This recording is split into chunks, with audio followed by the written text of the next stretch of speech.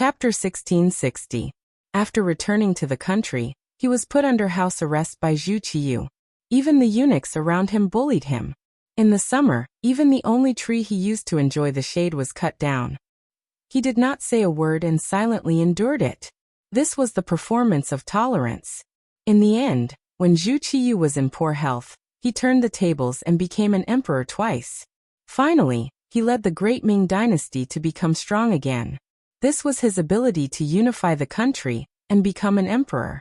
Such a person, if it weren't for the appearance of Yang Qindong, he would have become the emperor of the great Ming dynasty again. One could imagine how difficult it would be to make such a person lower his head and admit defeat. Since he didn't admit defeat, he could only take the initiative to attack. If Cao Jixiang could succeed, it would naturally be the best. But if he couldn't, Zhu Qizhen had to consider the serious consequences. Time passed by little by little. Slowly noon passed, and the sky slowly turned dark. There was still no news. Zhu Qizhen's face remained unchanged. He knew that because the communication was not developed, even if Cao Jixiang succeeded now, it was impossible for good news to come so quickly. Let's go to the Empress Palace to take a look. Looking at the sky outside, it was already dark. Zhu Qizhen called senior eunuch Qian, Sungbao, and went straight to the harem. In the Empress Palace, the chief eunuch, Mao Mu, was arranging everything in an orderly manner. He seemed to be no different from usual. But if someone observed carefully, they could still find that his hands were trembling slightly. This was caused by excitement. In the afternoon, Mao Mu went out to buy some silk under the order of the Empress. He was able to meet with the intelligence team that specially contacted him. He learned that Cao Jixiang was captured, and that Yang Xie would soon make a move on the southern Ming dynasty. In other words, after enduring for so many years, Mao Mu was finally going to see the light of day. It was really exciting just thinking about it. Speaking of which, Mao Mu was not very ambitious. Especially after being valued by Empress Qian over the years, his life in the palace could be considered pleasant. His mentality was more peaceful. However, it was undeniable that the internal strife within the eunuch group had never stopped. Now it was only because Yang Xie brought too much pressure to the southern Ming Empire that everyone's attention was focused on her. This caused the internal strife to be less intense than before. In addition, Empress Qian did not fight for fame or wealth. She never interfered in other aspects of the palace. As the chief eunuch, he was almost a decoration. He also did not have any power, so he was not targeted. Just because nothing happened now didn't mean nothing would happen in the future. The imperial palace was a dangerous place to begin with. Sometimes one wrong word could lead to a death sentence. Not to mention, if Yang Xie really failed, the relationship between Mao Mu and Yang Qindong would be discovered. At that time, Mao Mu would really die without a burial place. Therefore, on the surface, Mao Mu should have been doing something during this period of time, and there was nothing strange about it. But in the dead of the night, he would always spend his time trembling, afraid that he would accidentally be discovered. The next morning, his head would be gone. Perhaps this was the mentality of the underground workers. It was really beyond the reach of ordinary people. Fortunately, there was finally a result today. Cao Jixiang was caught, and was destined not to be released. Yang Xie was about to make a move, and the situation was gradually becoming clearer.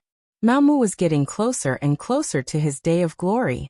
Most importantly, the group that contacted him personally gave him 1 million taels of silver. They even said that they would give him more if it was not enough. As long as Mao Mu took this opportunity to obtain more power and support, he would be able to deal with Yang Xie's army. With a huge pile of banknotes in his arms, Mao Mu felt that his back had become a lot tougher. Eunuchs were like this. The reason why they destroyed their own foundation and became half human, half ghost, was not to have a mouth to eat, to earn more money, and to live a better life. In front of such a person, talking about dreams and life was definitely nonsense. It was far more practical than shining silver. Therefore, in the imperial palace, there was a saying that the rich were the masters. Even for a powerful supervisor like Cao Jixiang, wasn't his ultimate goal just to get more money? Mao Mu had what they wanted the most. Thus, he did not have to worry about people not working hard for him and not being loyal to him. Just as he was thinking about how to use the silver to rope in more people, a eunuch suddenly shouted from outside, "The emperor has fallen." When Mao Mu instinctively knelt on the ground, he knew that the opportunity had come. The opportunity for him to be on good terms with Qian Sengbao had appeared. The three most powerful people in the eunuch group were the head eunuch, Qian Sengbao, followed by Cao Jixiang, the head eunuch of the Imperial Horse Directorate, and the head eunuch, Kai Zhong. These three people, especially the previous two, were very powerful. Moreover, both sides were equally powerful. It was impossible to tell who was stronger and who was weaker. At that time, Mao Mu did not have any intention to participate in order to protect himself. Now that he knew about Cao Jixiang's capture, and only he knew about it, it was time to gamble. Therefore, when Zhu Qizhen entered Empress Qian's bedroom, Mao Mu changed his attitude and tried to establish a relationship with Qian Sengbao, who was waiting outside. Qian Sengbao's eyes were sharp and his hands were quick. After seeing the amount on the banknote, he immediately put it into his sleeve. Then he looked around and ordered the servants to serve him carefully. Then he followed Mao Mu to the side hall. After there was no one else, Qian Sengbao no longer had that high and mighty appearance. Instead, he changed his attitude and asked Mao Mu with a smile, "Eunuch Mao, you are so generous. What do you need this eunuch to do?" They were both eunuchs, so there was no need to hide many things. Mao Mu said respectfully, "Eunuch Qian, to be honest, this is this little one's life savings. Now, I am giving it all to Eunuch Qian to show my respect. I am willing to follow Eunuch Qian's lead." Hearing that Mao Mu was willing to rely on him, Qian Sengbao was very happy. After all, he was the head eunuch of the empress and had some power. Therefore, he was very proud and said politely, "Eunuch Mao is too polite. Since it is like this, we will be a family in the future. We will advance and retreat together." "Yes, thank you Eunuch Qian for thinking so highly of me. This little one will work hard to keep up with Eunuch Qian's footsteps." Mao Mu seemed to be excited as he spoke with a fawning expression. Qian Sengbao's face flushed when he heard these words. He kept saying good, good, good. He believed that with Mao Mu's loyalty, he would have a higher chance of success when dealing with Cao Jixiang. At the crucial moment, he could have Mao Mu say some bad things about Cao Jixiang to Empress Qian. In addition, he could speak in front of the emperor. Then, there was no need to worry about Cao Jixiang not falling. Qian Sengbao's good mood fell into Mao Mu's eyes. He knew that there were some things he could say. He immediately mentioned that he was only the head eunuch of the empress and had limited power. Therefore, he wanted to join the embroidered uniform guard and become a deputy director. If it was before, even if someone made such an arrangement, Mao Mu would not do it. The embroidered uniform guard was Cao Jixiang's territory. Without the other party's permission, wouldn't he be looking for trouble? It was even possible that he would lose his life if he did not do it well. However, it was different now. He knew that Cao Jixiang would not return. If he did not make a move now, then when? When Qian Sengbao heard Mao Mu's request, he was shocked. He already knew that Mao Mu was not an ordinary eunuch. Otherwise, he would not have won the empress' trust. Even the emperor had said more than once that Mao Mu was a good person. It was because he knew that Mao Mu could not endure it forever that it was normal for the other to make a request. He also felt at ease accepting the other's money.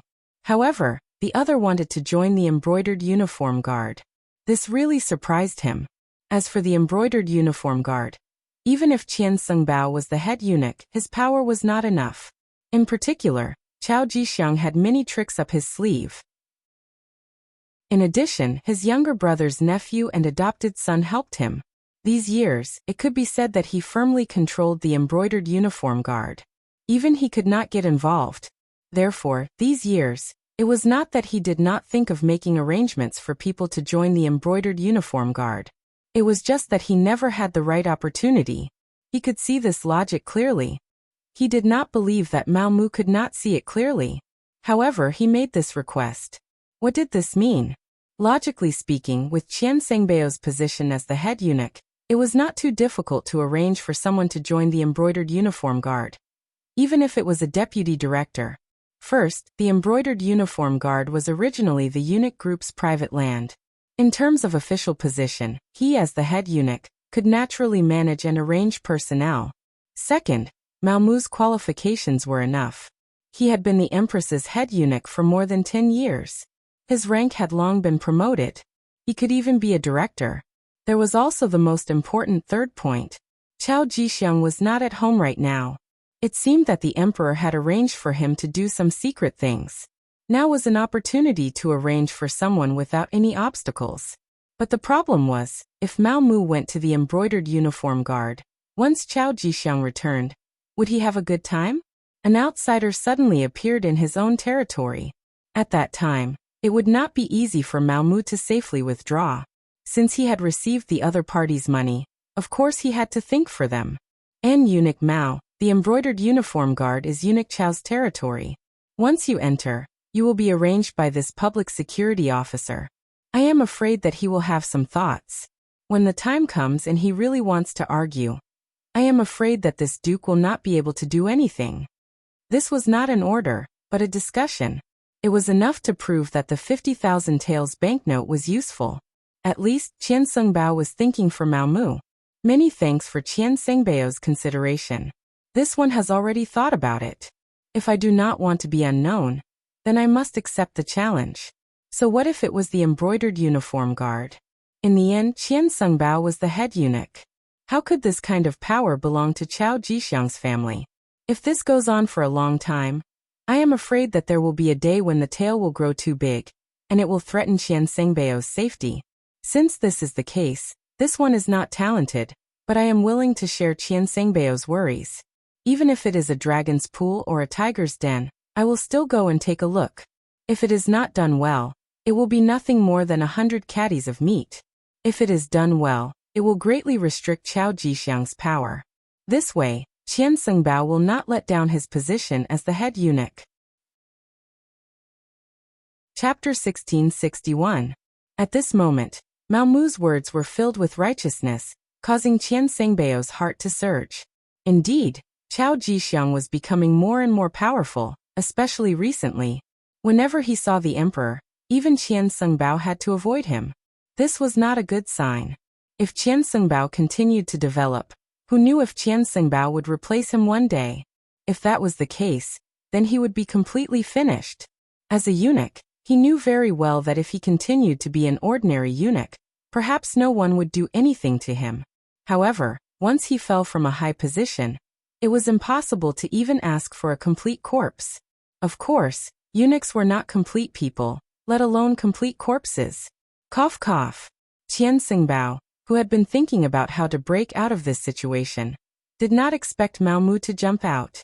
Although the two of them were not very close, the key was that Qian Sengbao's rank was high enough. He did not need to do much about this matter.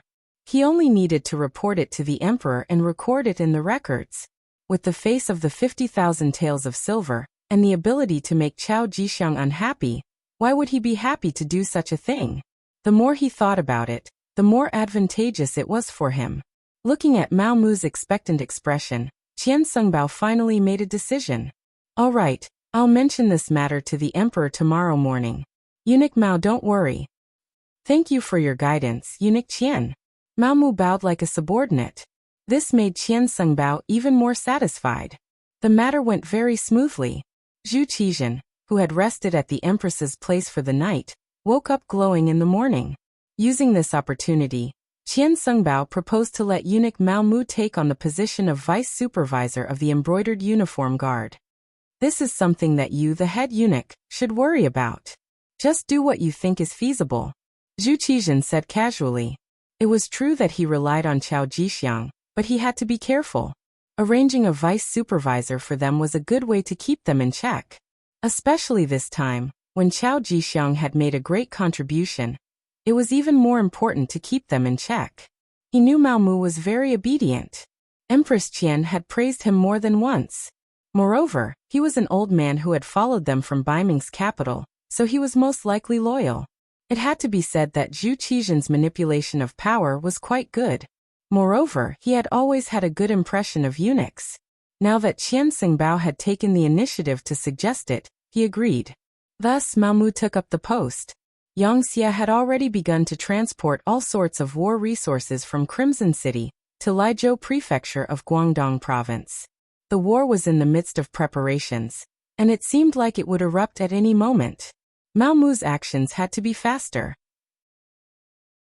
After receiving the appointment decree from monk Qian Bao, Mao Mu went to the embroidered uniform guard to take up his post. Mao Mu took the imperial edict to the embroidered uniform guard. All the important figures in the family, as well as some Qianhu and vice Qianhu, came out to greet the imperial edict. But when they found out that Mao Mu was going to be the deputy factory manager, the faces of the people who came to welcome them immediately fell. The entire welcome hall was quickly emptied, leaving only a deputy Qianhu named Wu Ben standing there. Mao Mu was not surprised that everyone had left because he already knew the current power structure of the embroidered uniform guard. The embroidered uniform guard commander Chao Zheng, Chao Jixiang's younger brother, was primary third rank. Commander Chao Yan, Chao Jixiang's nephew, was secondary third rank. Commander Chao Xian, Chao Jixiang's adopted son, was primary fourth rank. Commander Wen Jing, Chao Jixiang's trusted aide, was primary fourth rank. Guardian Chao Duo, Chao Jixiang's adopted son, was secondary fourth rank. Guardian Su Hui, Chao Jixiang's trusted aide, was secondary fourth rank, etc. All of these people had a very close relationship with Chao Jixiang. Mao Mu had already understood the situation before he came here. He didn't expect these people to have a better attitude towards him. However, there was still one person who had not left. This was outside of his expectations. Although it was only a deputy Qianhu, it was still very pleasing. "You are Wu Ben?" Mao Mu smiled as he looked at the only person who had not left and sat down on the main seat. Wu Ben noticed that Mao Mu was sitting on the main seat. That was the seat that only Chao Jixiang could sit on in the past. Even when Chao Jixiang was not present, his younger brother, the current commander Chao Zheng, did not dare to sit there. But now Mao Mu sat on that seat naturally. Needless to say, his ambition was obvious. Seeing this scene, Wu Ben was even more determined to join Chao Jixiang. It was not for anything else, but because he had unintentionally offended Qianhu Chao Duo. This was Chao Jixiang's adopted son. Now he was just waiting for Chao Jixiang to come back and deal with him. He had no other choice but to turn to any doctor in his desperation. Mao Mu was his life's hope. Other than relying on him, he had no other choice but to treat a dead horse as a living horse. So when Mao Mu asked, he did not stand and simply knelt on the ground. "This little one is Deputy Qianhu Wu Ben. In the future, I am willing to serve Lord Mao." How could Mao Mu not know what he was thinking when he knelt in front of him? There was no need to guess the process. Presumably, he had offended someone in the Chao family, so he had to do this. Wasn't this what he wanted? Previously, he had been worried that there was no one by his side that he could use and needed to be promoted. Now that Wu Ben had taken the initiative to join him, it was a pleasant surprise. He had already decided to accept the other party, but before that, he still needed to understand the situation clearly. At least he had to know what was going on. "Speak, who did you offend? Don't worry, just speak frankly. If there are any lies, I can't help you." Mao Mu's bluntness made Wu Ben see hope. In any case, there was no other way. Since Mao Mu was his only chance, he told Chao Jixiang about his dispute with Chao Duo. Speaking of which, it was just for a woman.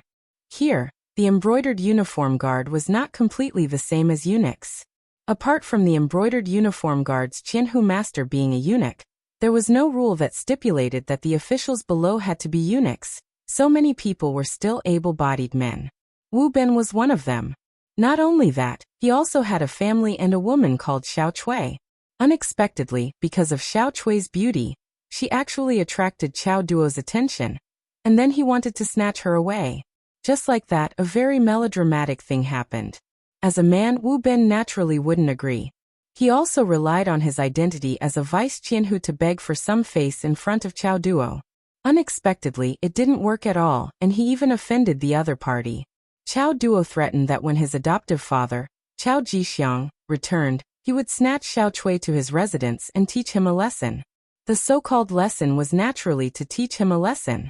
For the embroidered uniform guard, there weren't too many reasons to teach someone a lesson. From then on, Wu Ben lived in the shadows. For 3 consecutive days, he even thought of committing suicide. But when he thought that even if he died he wouldn't be able to solve Xiao Chui's problem, He could only give up on the idea. He originally thought that there wouldn't be any way to break out of this situation. At this time Mao Mu appeared. Of course, he would be held in his hands like a life-saving straw. One wanted to accept people, and the other wanted to seek refuge. This was two good things, one good thing. Immediately, Mao Mu helped Wu Ben up with a courteous appearance, and asked about the other party's situation. Wu Ben's ancestral home was Jinhua Zhejiang. His ancestors had once opened an escort agency. Since young, he had learned extraordinary martial arts. Later on, his family declined and he joined the embroidered uniform guard. He had been a small banner, a general, a baihu, and the current vice qianhu. But if he wanted to continue to be promoted and become one of the 14 qianhu, it would be even more difficult. That required Chao Jixiang's approval. Unfortunately, he had no connections and no money to show filial piety.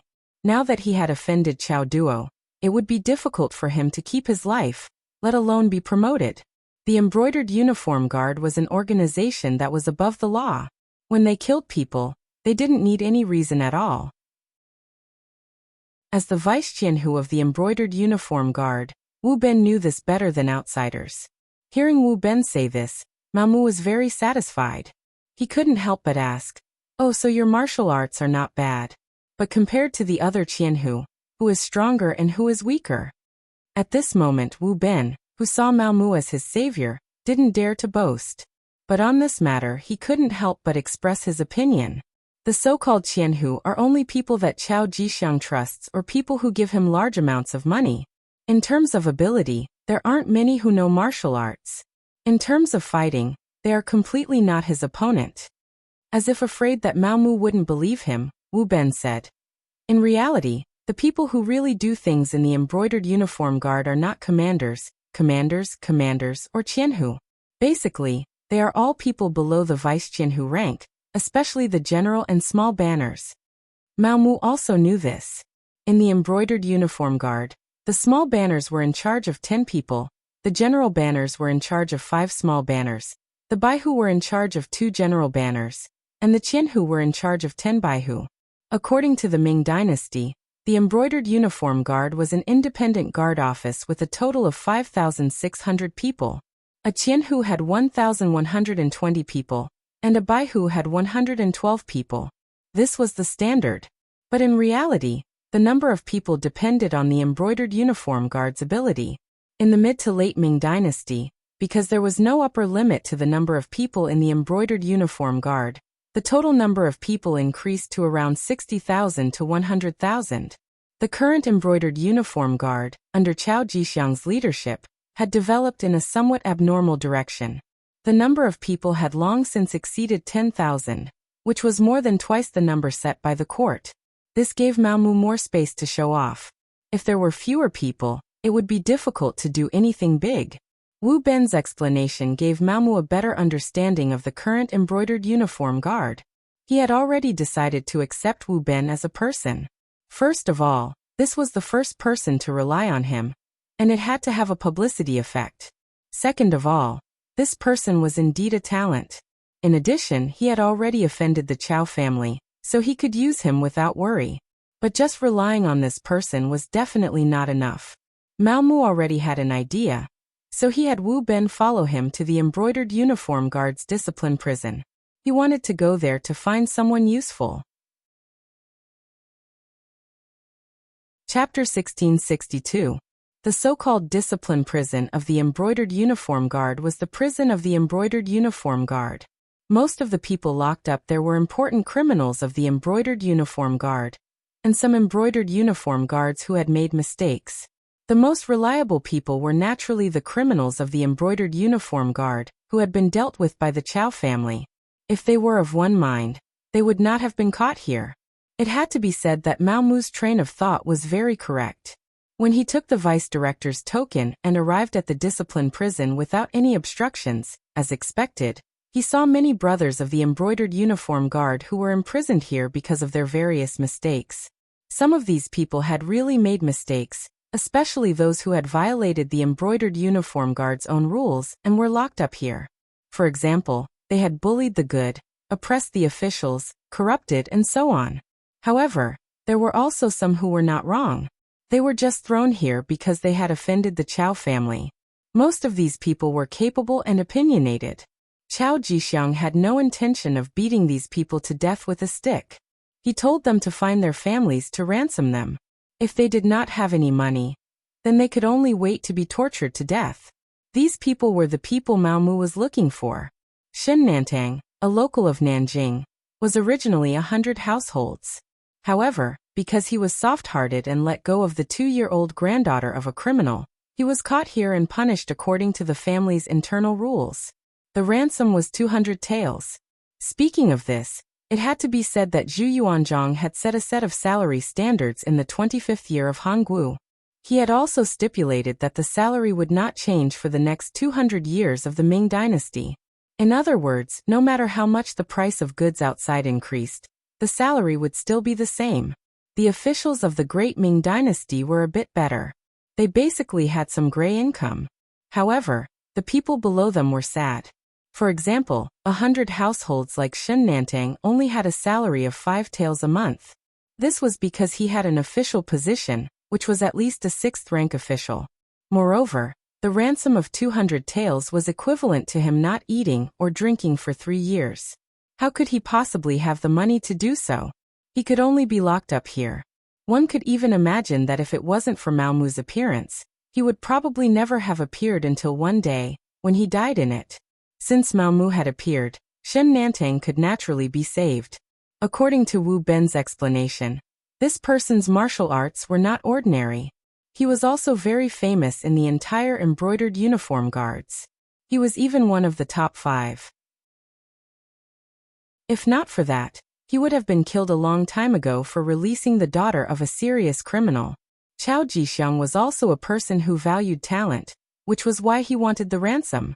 Mao Mu naturally had to extend a helping hand to such a person. She had a conscience, and she had been played so badly by Chao Jixiang. If he didn't save her, who would? It was only 200 taels of silver. He took it out without any hesitation. Then he named a few more people and recorded their ransom. Then he asked Wu Ben to handle the procedures for them. Mao Mu wanted the prisoners and paid the ransom according to the rules, so the brocade guard official in charge of the discipline prison could only release the prisoners. In this way, a team was quickly formed. Besides Wu Ben, Mao Mu also had Shen Nantang, Luo Zhu, and a series of capable generals.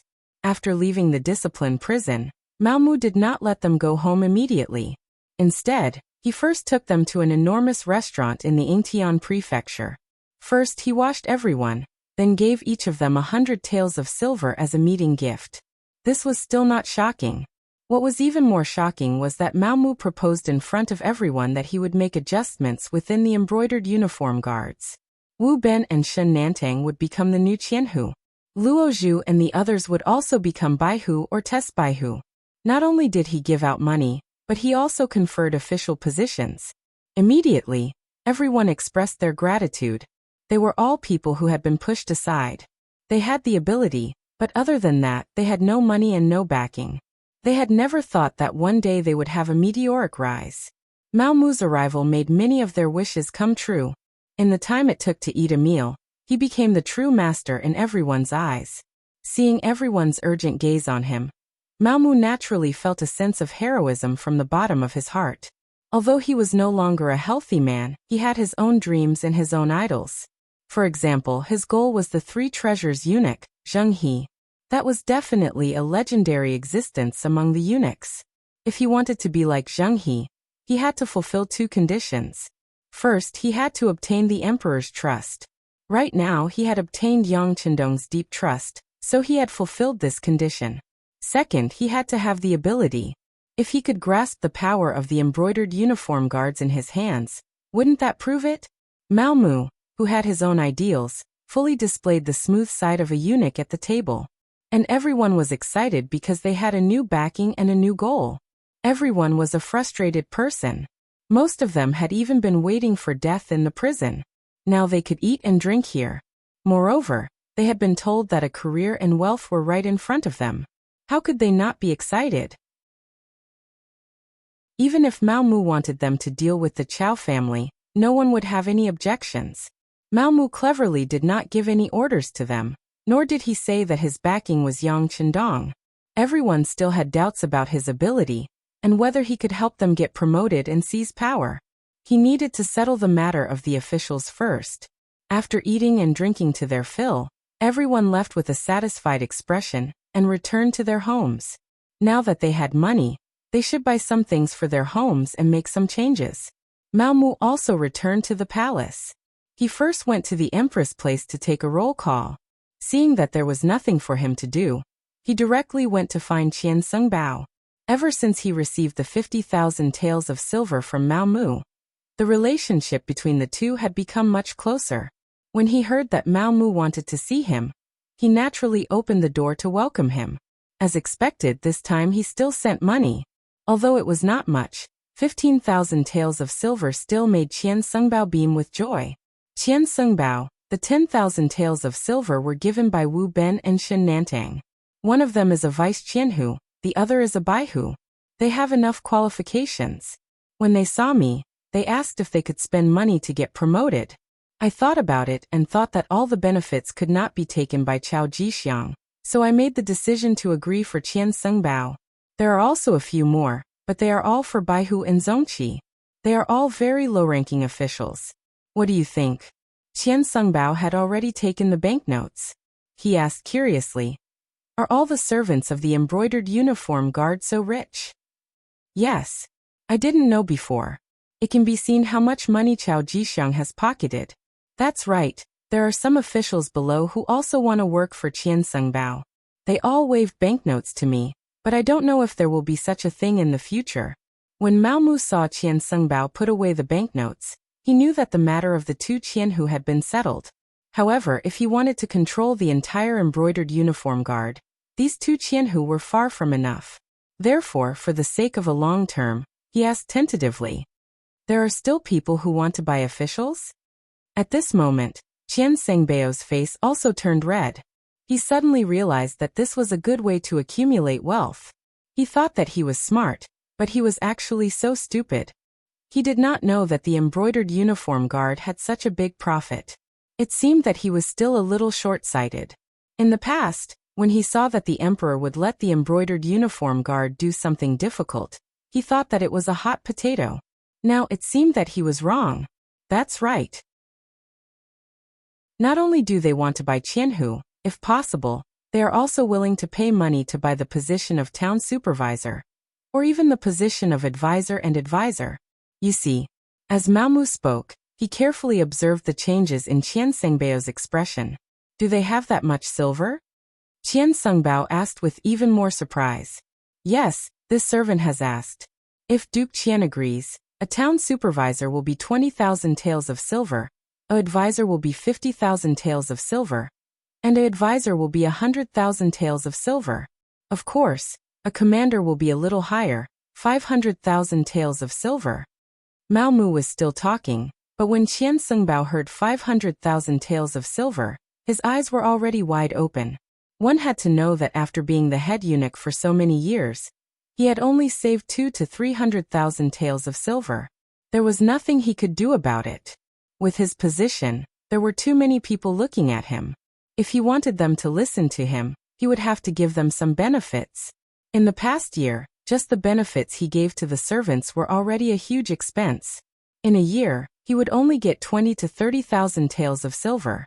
Sometimes, when the emperor had some festive occasion, he would even have to send gifts. Once he received tens of thousands of taels of silver, after working hard for a year, he would spend all the gifts in one go. Now Mao Mu had found a way for him to make money. He did a rough calculation. If he sold all these positions, he would probably get close to 1,000,000 taels of silver. This was something he never dared to think about. Just as Qian Sengbao was calculating in his heart, Mao Mu spoke again. "Duke Qian, this servant has thought about it. We can repeatedly earn this money. For example, whoever buys an advisor position will have to pay 100,000 taels of silver. After taking the position, they will have to pay 10,000 taels of silver every month. For example, the advisor position is 50,000 taels of silver, so they have to pay 5,000 taels of silver every month. As for the commander's 500,000 taels, he would have to pay 50,000 taels a month. If they can continue to pay, they can continue to be officials. If they can't pay, they will owe at most a month before being removed from their position. In this way, we can earn a large amount of money every month. Ah, doesn't this mean that we will get close to 100,000 taels of silver every month? Qian Sungbao was really frightened. What was the difference between this and robbery? But would these people agree? Would they be able to earn so much money every month? Seeing Qian Sengbao's shocked expression, Mao Mu felt disdain in her heart. It was only a small amount of money and he was already frightened. One had to know that Yang Chendong gave out 1,000,000 taels of silver every time. If it wasn't enough, he could ask for more. How bold was that? Moreover, this money was not a loss because once the Southern Ming Empire was annexed, this money would eventually return to Yang Xie's pocket. Right now it was just temporarily placed here. Chapter 1663. Naturally, these thoughts would not be spoken out loud. Mao Mu continued, this servant has also asked about this. They also said that as long as they are given power, they will think of a way to get the money. For example, there are so many corrupt officials in our court, and so many people who do business with Yang Xie in private. Those are all very profitable businesses. As long as they are dealt with, the money will be sent to you every month. There won't be any problems. Qian Sungbao was afraid that these people would act recklessly after gaining power. Once they made the emperor unhappy, it would be a big matter. Now that he heard that it was actually against the corrupt officials and the merchants who did business with Yang Xi, he felt a lot more relieved. Good, that's good. Seeing that Qian Sungbao had agreed, Mao Mu struck while the iron was hot. Since that's the case, does Qian need to meet them? Well, I'll leave everything to eunuch Mao. This duke is relieved. Qian Sungbao thought about it and decided not to meet them. This way, if something were to happen, he could still shirk responsibility, but if he met them, some things were really hard to explain. This was also what Mao Mu wanted. Since that's the case, this servant will wait. I'm sure that after receiving the money, these people will thank Qian Sungbao. By the way, what rank can this official be sold to? There's no rush. Let's deal with the two Qianhu first and see their reaction. Qian Sungbao didn't know that something had happened to Chao Jixiang. He was still worried that this person would come back and cause trouble. If it was only two Qianhu, he could withstand this pressure. That's good. Mao Mu knew what Qian Sungbao was worried about. However, there were some things that he couldn't say out loud, so he temporarily agreed. But he knew that with this start, the rest of the matter would be easy to handle. He followed Qian Sungbao to draft the internal affairs report. For example, Qian Sungbao could basically appoint officials. This was one of his powers as the head eunuch. After receiving the internal affairs report written by Qian Sungbao, Mao Mu left the palace and went to the embroidered uniform guard factory. Shun Nantang and the others first took the silver back home to comfort their families. Then they came to the embroidered uniform guard factory and waited for news. After all, it was Mao Mu's words before. Whether they would be promoted or not was not certain. If this chief eunuch who served the empress was all talk and no action, then they would have to suffer. It was no wonder that everyone had such thoughts.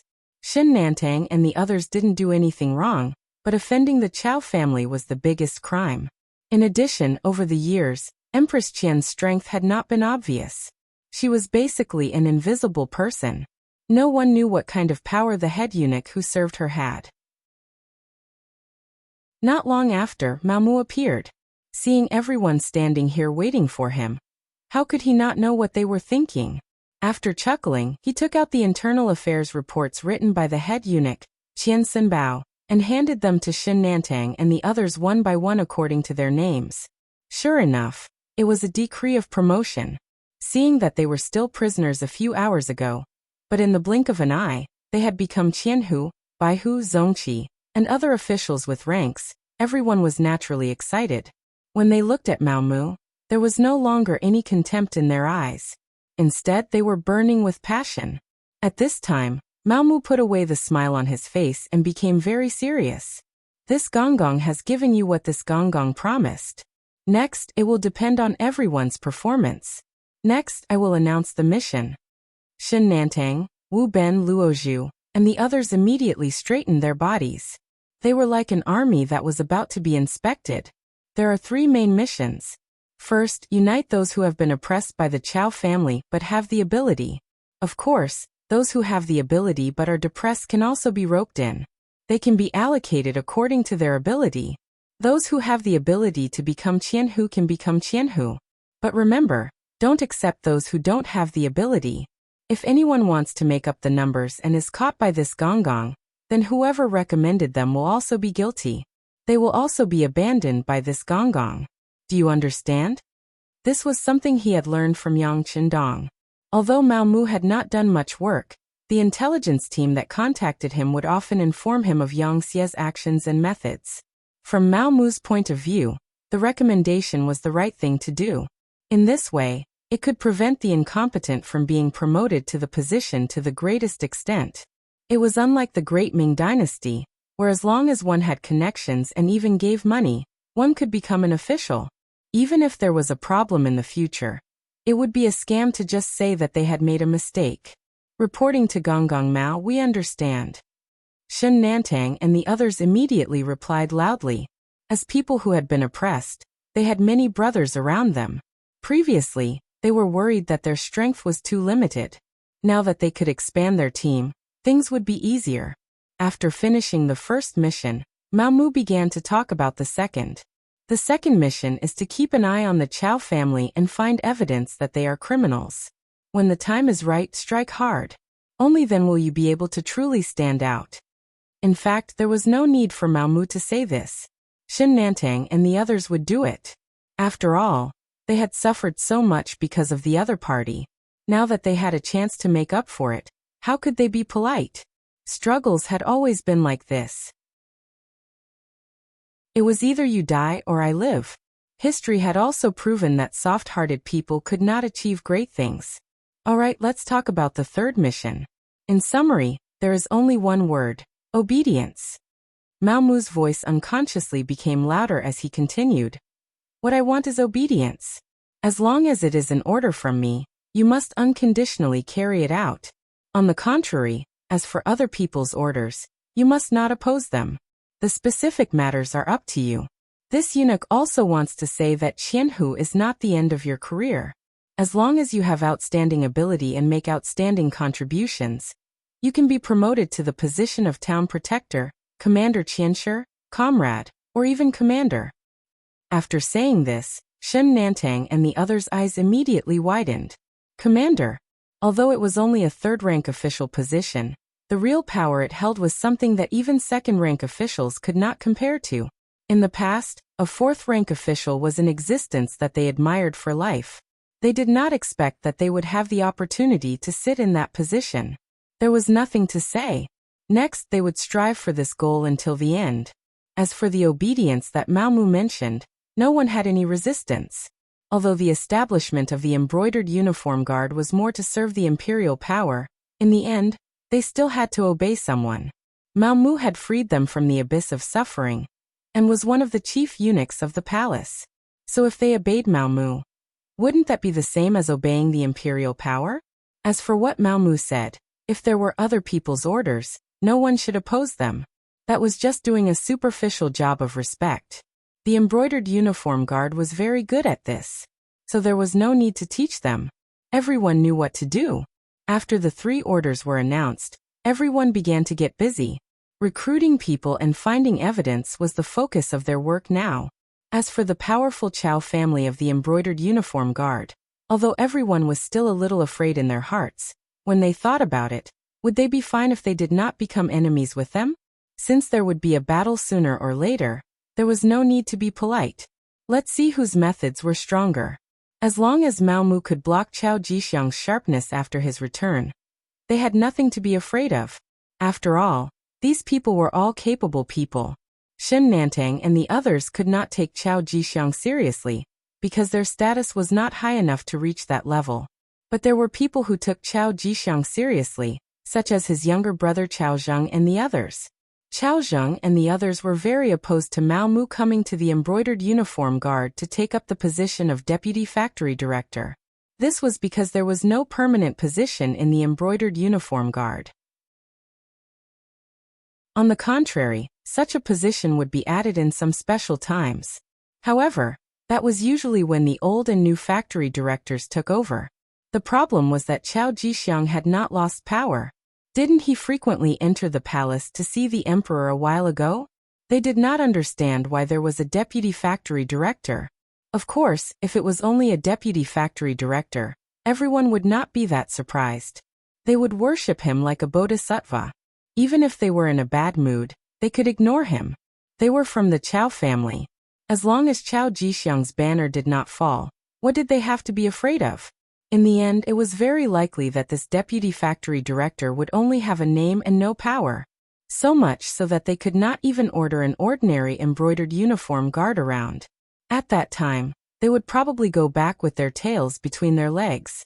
However, it seemed that Mao Mu did not think that way. He actually pulled Wu Ben, who was about to die, to be his trusted aide. Then, he went to the discipline prison and ransomed several capable criminals in a row. This made it difficult for people to see through him. The embroidered uniform guard had its own rules. Those who did not commit any major crimes could be ransomed after paying the ransom. This was originally set by Chao Jixiang. This was also a method to amass wealth. With so many brothers following them, they had to eat, and that required money. No one had any doubts about this. Mao Mu did things according to the rules, and did not rely on his official status to suppress people. No one questioned anything. However, the problem was that before they could react, two Qianhu positions were set. They were not from the Chao family, but Shun Nantang and Wu Ben, who had been dealt with by the Chao family. Chao Zheng and the others could not stand this. This clearly meant that they wanted to seize power, right? If people who were not from the Chao family could also become Qianhu, then the blow to the Chao family could be imagined. What was even worse was that after this incident, whether or not the embroidered uniform guards would listen to the Chao family's words would be a question mark. It was impossible for Chao Zheng and the others not to panic after such a thing happened. However, there was nothing they could do. Even though they were all commanders, comrades, or administrators, in reality, they didn't have much power. They all took orders from Chao Jixiang alone. They also did not have any channels to speak to the higher-ups. Chapter 1664. In other words, without Chao Jixiang, these people could only control one embroidered uniform guard. If someone wanted to attack the embroidered uniform guard, they could do nothing but watch. Wait for Big Brother to come back. Everything will be done. At that time, we will make Mao Mu suffer. Seeing so many people from the Chao faction looking at him with expectant eyes, Chao Zheng had no choice but to say this. That's the only way. Everyone could only nod in agreement. Over the years, Chao Jixiang still had some tricks up his sleeve. At least these people were convinced by him. However, they did not know that Chao Jixiang would not be able to come back. In the southern Ming imperial court, the first person to know about Chao Jixiang's accident was Emperor Zhu Qizhen. The reason why Zhu Qizhen knew about this was because Chief Eunuch Qian Sengbao told him. Qian Sengbao heard it from Mao Mu. When Mao Mu reported to Yang Chendong through his contact group that he had begun to reach out to the embroidered uniform guard, and obtained a good start, Yang Chendong sent this information to Mao Mu. Not only that, he also told the contact group that Yang Xie was mobilizing the military supplies, mobilizing the army, and preparing to go to war with the Southern Ming Empire. This was to allow Mao Mu to stabilize his position. As for whether this would expose his strategic intentions and cause the Southern Ming Empire to prepare in advance, would Yang Chendong care? Some things could not be hidden at all. What's more, Yang Chendong couldn't wait for the Southern Ming Empire to gather their armies. This way, he would be able to achieve success in one battle. It would be better than attacking every single city and ultimately destroying the Southern Ming Empire. What Yang Chendong wanted was a rich and populous Southern Ming dynasty, not a mess. From this point of view, it was undoubtedly better to give the Southern Ming Empire time to gather their army and end the war with a big battle. What did you say? In the side hall, Zhu Qizhen's face was filled with shock. Then he reached out and grabbed Qian Sengbao's neck, questioning him loudly. Seeing Zhu Qizhen's eyes that seemed to be able to devour people, Qian Sungbao was truly frightened. But when he thought about how he was the first to receive this information, it was equivalent to making a great contribution. He was no longer afraid and repeated, "Your Majesty, the embroidered uniform guard has sent news that eunuch Chao's matter has been exposed and has fallen into the hands of Bugnam of Gojoseon. Bugnam of Gojoseon obtained the imperial edict from Chao Jixiang's hands for Yang Shunming. Then he used the excuse that the South Ming Empire wanted to attack him, and prepared to attack the South Ming Empire. Right now, Qiqian City is transferring troops and supplies to Guangxi to accumulate strength." Zhu Qizhen's footsteps involuntarily took a few steps back when his hand loosened. He staggered and almost fell to the ground. Fortunately, Qian Sungbao reacted quickly and supported him. At this moment, Zhu Qizhen's mind was a mess. From Qian Sengbao's report, something really did happen to Chao Jixiang. Otherwise, Qian Sungbao wouldn't have said anything about the imperial edict. This was top secret. This Chao Jixiang was truly stupid. Didn't he say it before? If things didn't go well, he had to bring the imperial edict back safely. If not, he had to burn it. How could he let it fall into the hands of Yang Chendong? Now, with the imperial edict establishing Bugnam of Gojoseon in his hands, Yang Chendong had a righteous cause in his hands. He had a legitimate reason to make a move against the South Ming Empire. This was truly lifting a rock and smashing it on his own feet. Your Majesty, are you all right?" Qian Sungbao, who was afraid that Zhu Qizhen's anger would harm his body, hurriedly asked carefully after a while. Qian Sengbao's call brought Zhu Qizhen back to his senses. Then he rejoiced. Fortunately, he knew everything in advance. This way, he could immediately make some preparations. Thinking of this, he couldn't help but look at Qian Sungbao with a gratified expression and said, "Great companion, you did well in this matter. The embroidered uniform guard is also very capable. Now that something has happened to Chao Jixiang, have you thought of a successor?" Previously, when Mao Mu reported this matter to Qian Sungbao, he was truly shocked. Firstly, he was shocked that Chao Jixiang would be captured by Bugnam of Gojoseon. Of course, he was secretly happy in his heart. This meant that he had one less powerful opponent. Secondly, he was shocked that this news was actually known by Mao Mu so quickly. Could it be that the embroidered uniform guard really had such strength? But why didn't he see them as capable before? Seeing Qian Sengbao's puzzled expression, Mao Mu had already prepared an explanation and said, "Duke Qian, actually, there are still many capable people in the disarming uniform guard. It's just that because Chao Jixiang eliminated dissidents and only knew how to make money, he was suppressed. Now that these people have obtained Duke Qian's support and have a certain amount of power, they naturally have to do their best. It's not a big deal to find out some things." Because of Chao Jixiang, Qian Sungbao didn't know much about the embroidered uniform guard's work. Thus, he didn't have any doubts after hearing everything from Mao Mu. Then, he patted Mao Mu's shoulder and said, "Not bad, you did well in this matter. Since something has happened to Duke Chao, then you can be promoted to the position of Vice Duke." "Many thanks, Duke Qian." Mao Mu was waiting for these words. Immediately, a banknote worth 220,000 was delivered to Qian Sungbao. Looking at the number on the banknote, Qian Sengbao's heart skipped a beat.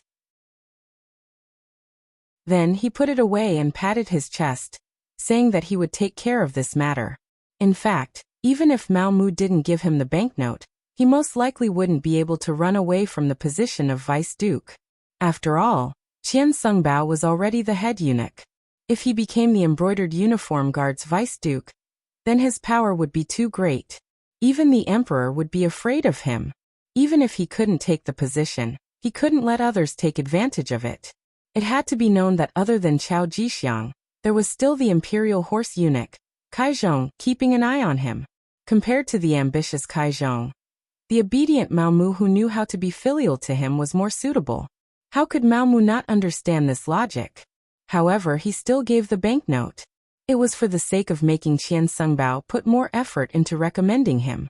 Using 200,000 taels of silver to settle the matter, and obtain the position of Vice Duke of the embroidered uniform guard was definitely not a loss. When the emperor asked, Qian Sungbao, who was already prepared, immediately said, "Your Majesty, have you forgotten? Didn't Duke Mao Mu, who served the Empress, become the Vice Duke of the Embroidered Uniform Guard? It must be said that he is quite capable. In such a short time, he has already managed the Embroidered Uniform Guard in an orderly manner. For example, this information was provided by him. Oh, he actually has this kind of ability. It seems that we have overlooked the talented person by our side. Since that's the case, Mao Mu is capable and loyal enough. Furthermore, he has the recommendation of the Vice Duke. Then let Mao Mu take over the position of Vice Duke. Tell him that we look forward to his continued efforts in creating new achievements. This subject obeys. Qian Songbao saw that he had achieved his goal and was naturally overjoyed. However, the worry on Zhu Qizhen's face did not disappear. He continued, "How about this? Pass down our decree and announce to the world that the previous Vice Duke of the Embroidered Uniform Guard, Chao Jixiang, stole our imperial edict and secretly stamped the imperial seal. The Southern Ming Imperial Court will not recognize his actions, and neither will we." Zhu Qizhen acted shamelessly. Although smart people could clearly see what was going on, would a eunuch, even if he had some power, really dare to secretly write an imperial edict and stamp it with the imperial seal? However, seeing through was one thing. If Zhu Qizhen did not recognize it, at least he could salvage some of the influence. Mao Mu thus became the Vice Duke of the Embroidered Uniform Guard. Xin Nantang, Wu Ben, and the others were naturally overjoyed. Chao Zheng and the others' expressions were very ugly. Their backer, Chao Jixiang, had fallen into the hands of Bugnam of Gojoseon. It could be imagined that he would not return in this lifetime. As people of Chao Jixiang's faction, where should they go from here? Chao Zheng was the current commander of the Embroidered Uniform Guard. It seemed that he held great power. However, he was just a dog by Chao Jixiang's side, a chess piece. In the end, he was just an important chess piece. He was not a eunuch. Without an imperial edict, he could not enter the palace, let alone see the emperor. In terms of influence in the palace in front of the emperor, he was naturally far inferior to Mao Mu, who was originally the head of the eunuchs. Now that Mao Mu's position was above his, Chao Zheng was suddenly in a difficult position. He did not know what to do. Bow down to Mao Mu? The people of Chao Jixiang, who had always been proud, were not willing to do so. At least, Chao Zheng believed that he and the others still had the strength to fight. Thinking of the arrangements that his elder brother, Chao Jixiang, had made in the Embroidered Uniform Guard for more than 10 years, he decided to wrestle with Mao Mu. As long as he could control the entire Embroidered Uniform Guard, at that time, he would not have to worry about Mao Mu not coming to talk to him. At that time, he would bow down and raise some conditions. Then he would be able to regain the initiative. Chao Zheng told his thoughts to the other people of Chao Jixiang and received everyone's support. They were all grasshoppers on the same rope. At this moment, no one could escape. They could only try their best. However, they had imagined themselves to be too powerful, and they had underestimated Mao Mu too much. Without power, without an official position, and without a strong economic foundation like Mao Mu, the result of the struggle was inevitable. In particular, after the Embroidered Uniform Guard learned that Chao Jixiang had been captured by Bugnam of Gojoseon, the people who had been suppressed immediately began to have ideas. At this time, Shen Nantang, Wu Ben, and the others began to recruit people. They gave money and official positions. It was easy to imagine who would be willing to work for the Chao Jixiang faction. Not long after, not only did the people who had been suppressed stand on Shen Nantang's side, the neutral people also stood on Shen Nantang's side. Even some of the unimportant people in the Chao Jixiang faction began to have ideas and came to seek refuge. Moreover, they were not empty-handed. They had all sorts of evidence of corruption in the Chao Jixiang faction. Everyone kicks a man who is down. After nearly a month, the Embroidered Uniform Guard began a bloody purge. Anyone who was a member of the Chao Jixiang faction, or was related to the Chao Jixiang faction in the end became the target of the purge. Mao Mu was beginning to prepare for Yang Xie's entry in advance. He wanted to give Yang Xie a team that could fight, not a person who only held a position and did not do anything. Chapter 1665. The chaos within the Embroidered Uniform Guard naturally didn't escape the eyes of the ministers, so they happily clapped their hands. For a long time, the existence of the embroidered uniform guard was like a sharp arrow suspended above the heads of the ministers, making them endlessly afraid. After all, you can guarantee that you won't make a mistake, but can you guarantee that your family won't make a mistake? If the embroidered uniform guard wanted to deal with you, they could always find your weakness. If it was light, they could blackmail you. If it was heavy, they could send you to the imperial prison. Who knew how many officials had fallen into their hands because of this? High and mighty officials had become prisoners. Now the embroidered uniform guard was in chaos. They could relax and not be so afraid. Because of this, during this period of time, many ministers had reported the benefits of the embroidered uniform guard. They wanted to use their own advocacy to make the embroidered uniform guard last longer. It would be best if they crippled their own martial arts and got rid of this department for a long time. Zhu Qizhen saw so many ministers agree and compared himself to Yao Shun, saying how wise he was. In addition, Mao Mu really didn't have any thoughts. After taking care of the Chao faction, he handed over all the gold and silver he had stolen from them. He actually collected 2 million taels of silver, making him endlessly happy. What was wrong with the emperor? He also needed money. As long as he had money, his subordinates would be willing to work for him. Only then would he be able to achieve fair rewards and punishments. It could be said that a rich emperor's back was strong and could do anything he wanted. As for a poor emperor, it was just a thought. Now that Zhu Qizhen had money, he began to mobilize his troops and prepare provisions and military equipment. He wanted to have a showdown with Yangshi.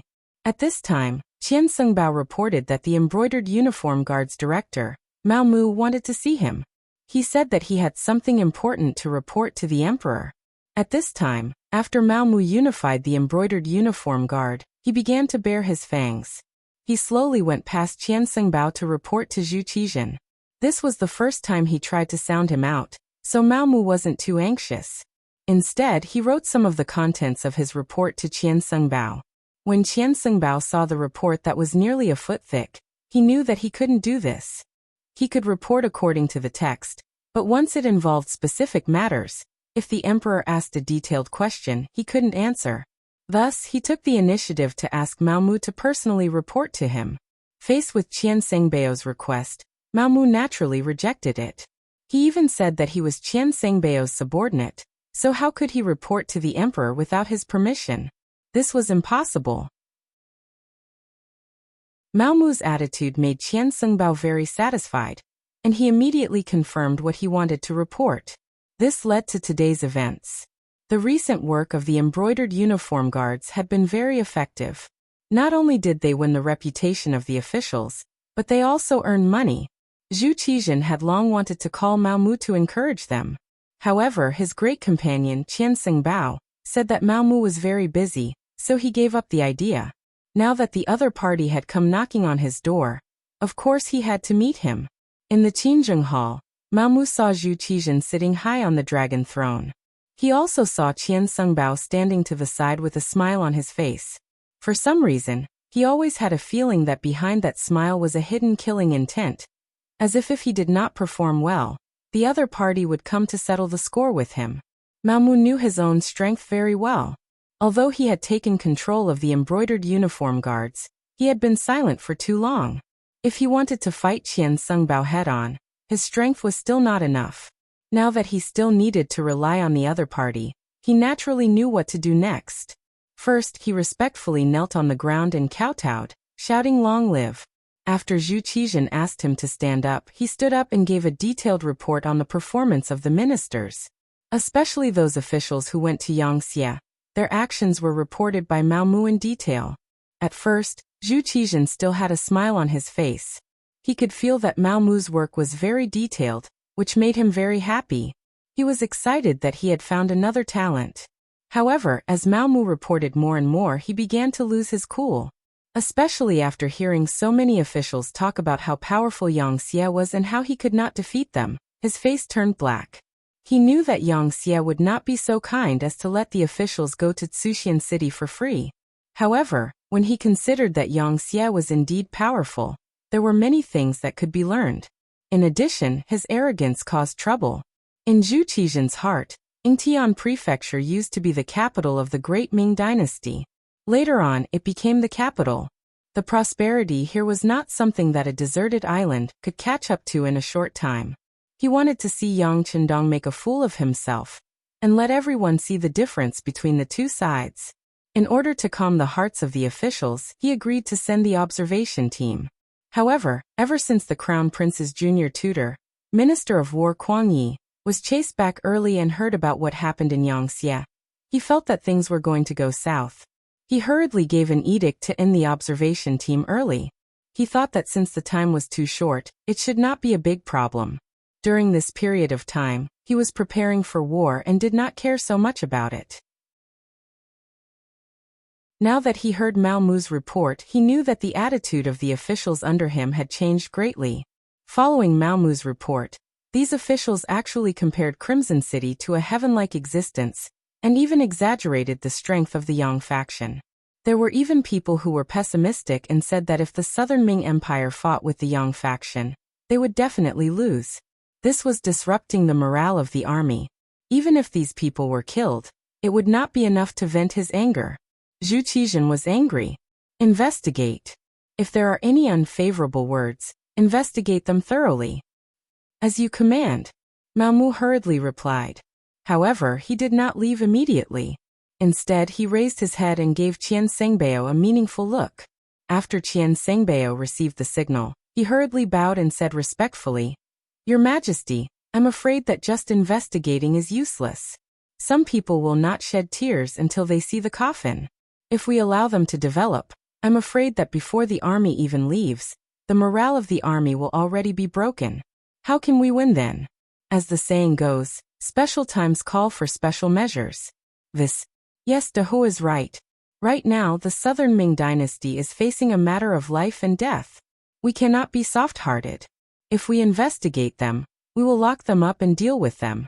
However, you must remember that we must have evidence. We cannot catch the wrong person. Zhu Qizhen said as if he had just realized something. This was the result that Mao Mu wanted. After saying, as you command, he left the side hall. For Qian Sengbao to stand up at this time, it was naturally the result of discussion. In Mao Mu's words, this was a good opportunity to accumulate wealth. Those officials were all rich people. As long as they caught them, they would not have to worry about not having enough money to ransom them. In short, this time, they had to make the officials bow their heads to the eunuchs. Qian Sengbao was 100% in favor of Mao Mu's suggestion. Ever since the defeat of the Tumu Castle because of Wang Zhen, the eunuchs had always been the target of the officials. If Zhu Qizhen did not like the eunuchs, they would have no way to survive if it was an emperor. As the chief eunuch, Qian Sengbao had always been careful. He was afraid that if he did something wrong, it would cause the officials to impeach him. Now that he finally had a chance to fight back, he would definitely seize the opportunity. Thus, the officials were originally clapping and cheering as they watched the embroidered uniform guards fall into chaos.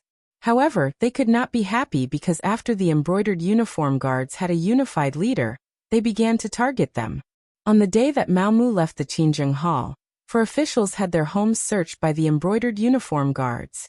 Among them, 1 was a 4th-rank official and 3 were 5th-rank officials. Although their ranks were a little low, it was already a clear signal. Soon news spread from the palace. This was the start of the operation after Mao Mu, the new embroidered uniform guards, reported to the emperor. However, it was also said that Mao Mu only said that he wanted to investigate. It was Qian Sengbao who suggested to arrest the eunuchs. He also said that special times called for special measures. These officials did not dare to scold the emperor, but Qian Sengbao was just a eunuch. They did not have any scruples. For a moment, curses were heard everywhere. The impeachment memorials were as numerous as the hair on an ox. They covered the dragon table. Qian Sengbao was really angry. He first severely punished the eunuchs who were on duty in the Qingjing Hall that day. After killing 3 and seriously injuring 9, he did not get anything out of them. But it did not matter. Things had already come to this. Qian Sengbao was determined to go all the way and teach these officials a lesson. He immediately sent someone to inform Mao Mu to increase the intensity.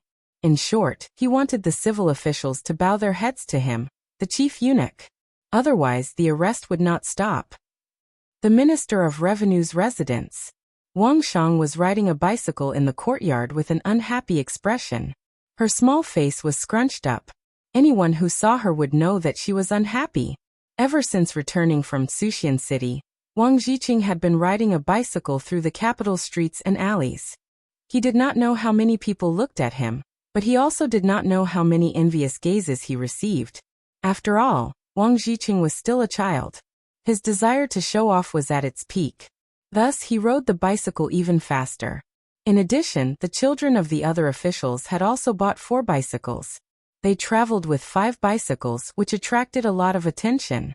As the younger sister, Wang Shang was naturally unhappy. She also had a share of the money used to buy the bicycles. Moreover, she had borrowed quite a bit from her sisters. Why should her brother take all the fruits of victory for himself? She acted coquettishly and persuaded Wang Jiqing in every possible way. In the end, Wang Jiqing had no choice but to agree to lend the bicycles to her for 3 days after half a month of riding. Although it was only 3 days, Wang Shang was already very satisfied. After all, in this era, women were mostly in a subordinate position. It was impossible for them to enjoy true fairness. She scratched her fingers day after day. Finally, when it was time for her to use the bicycles for 3 days, her grandfather suddenly had the servants close the courtyard doors after the morning court session. He also said that no one in the family was allowed to leave without permission. Chapter 1666. Wang Shang couldn't accept this. She had already asked her friends to ride the bike together, and she wanted to show off like an older brother. How could she be happy when her plans were disrupted? After riding a few laps around the courtyard, Wang Shang felt that she had completely adapted to the bicycle and could ride it with ease. Then, she carefully went to the back door of the manor with her personal maidservant. As the young master, she ordered the servants to open the door and went out into the streets. Wang Shang could finally ride the bike on the streets. She could feel the envious gazes of the passers-by, especially those who looked like scholars. They pointed at her from afar and looked at her with yearning. She immediately felt proud, like a general who had just won a battle. However, the good times didn't last long. A few burly embroidered uniform guards suddenly rushed out from the side of the street and blocked Wang Shang's path. The sudden braking caused Wang Shang to almost fall to the ground. Then she shouted unhappily, "Good dogs don't block the road." Wang Shang claimed that she was the granddaughter of Minister Wang, so there weren't many things in the world that could scare her. She thought that the embroidered uniform guards would immediately retreat after she shouted her name. She didn't expect that she and her bike would be arrested after she said her name. Only her maidservant was left standing on the ground and crying anxiously. Wang Shang was quickly brought to the embroidered uniform guard's office after she was arrested. Her bike was detained and she was also arranged to a small room so that she could explain her views on Crimson City. Her identity seemed to have worked because the embroidered uniform guard smiled and guided her. "Miss, you've been to Crimson City before, so you must know where it is. I heard that you're quite good at writing. Can you write it down? If you write well, not only can we let you go, we can also give you a bike. How about it?" Wang Shang didn't like the embroidered uniform guards because of her grandfather. However, when she heard that she could get a bike if she performed well, she was tempted. She didn't want to borrow a bike from her brother. It would be great if she could have one herself. She immediately asked, "Do you really have a bike?" "Of course. Our Imperial Secret Service is very capable. It's just a bicycle," Luo Zhu, who was wearing a commander's uniform, said with a smile on his face. "All right, bring me a pen and paper." For the sake of a bicycle, Wang Shang was willing to go all out. As for what would happen if these embroidered uniform guards lied to him afterwards, wasn't that simple? He could just complain to his grandfather. He didn't believe that they weren't afraid of the Minister of Revenue. Wang Shang was indeed from a scholarly family. It didn't take him long to write an essay. Although it wasn't particularly beautiful, the sentences were smooth. Especially when he described the beauty of Crimson Castle, his strokes were divine. The description was quite good. Wang Shang also played a little trick. As if she was afraid that the other party would not think highly of her essay. She even added some sentences about her grandfather, Wang Zhuo, in her essay. Her intention was very simple. She wanted to tell the other party about her identity and not to look down on others. If there were any benefits, they had to share it with her. Satisfied, Luo Zhu left. He told Wang Shang that he still needed to report to the higher-ups to see if the essay was up to standard. Then they would consider rewarding him with a bicycle. Wang Shang was so happy that she urged him to hurry up. With this essay in hand, Luo Zhu went to find Shen Nantang, who had become a commander of the Imperial Secret Service. After the Chao family was expelled from the Imperial Secret Service, the people who had followed Mao Mu from the beginning were promoted. For example, Luo Zhu was promoted to a 4th-rank commander, and Shen Nantang was promoted to a 3rd-rank commander. Shen Nantang looked at Wang Shang's essay and couldn't bear to see it.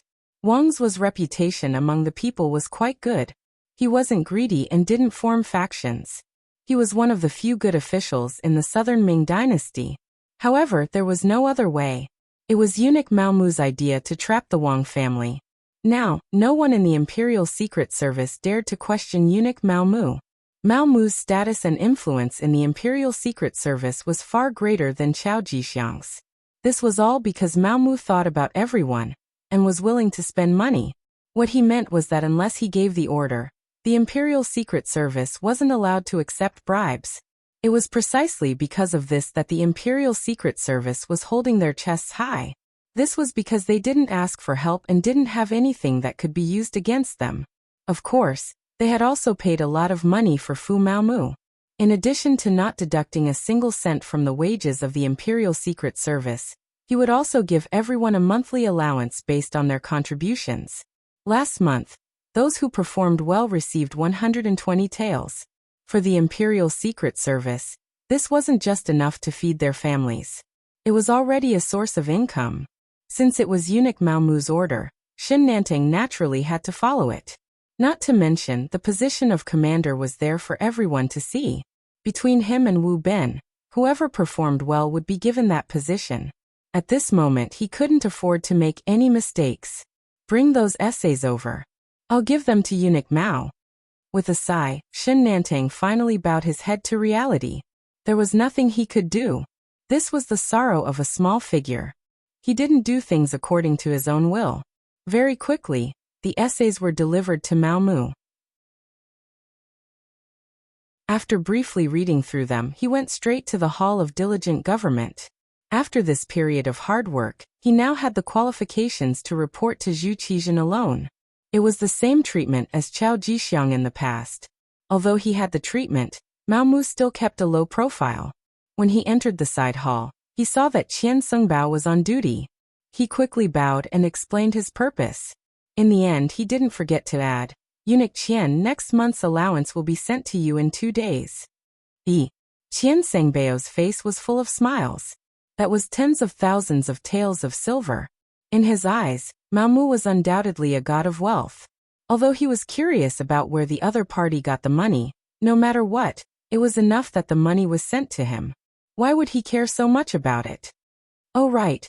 Have you thought about who to give the position of commander to? Qian Sengbao couldn't help but ask. That was an income of 500,000 taels of silver.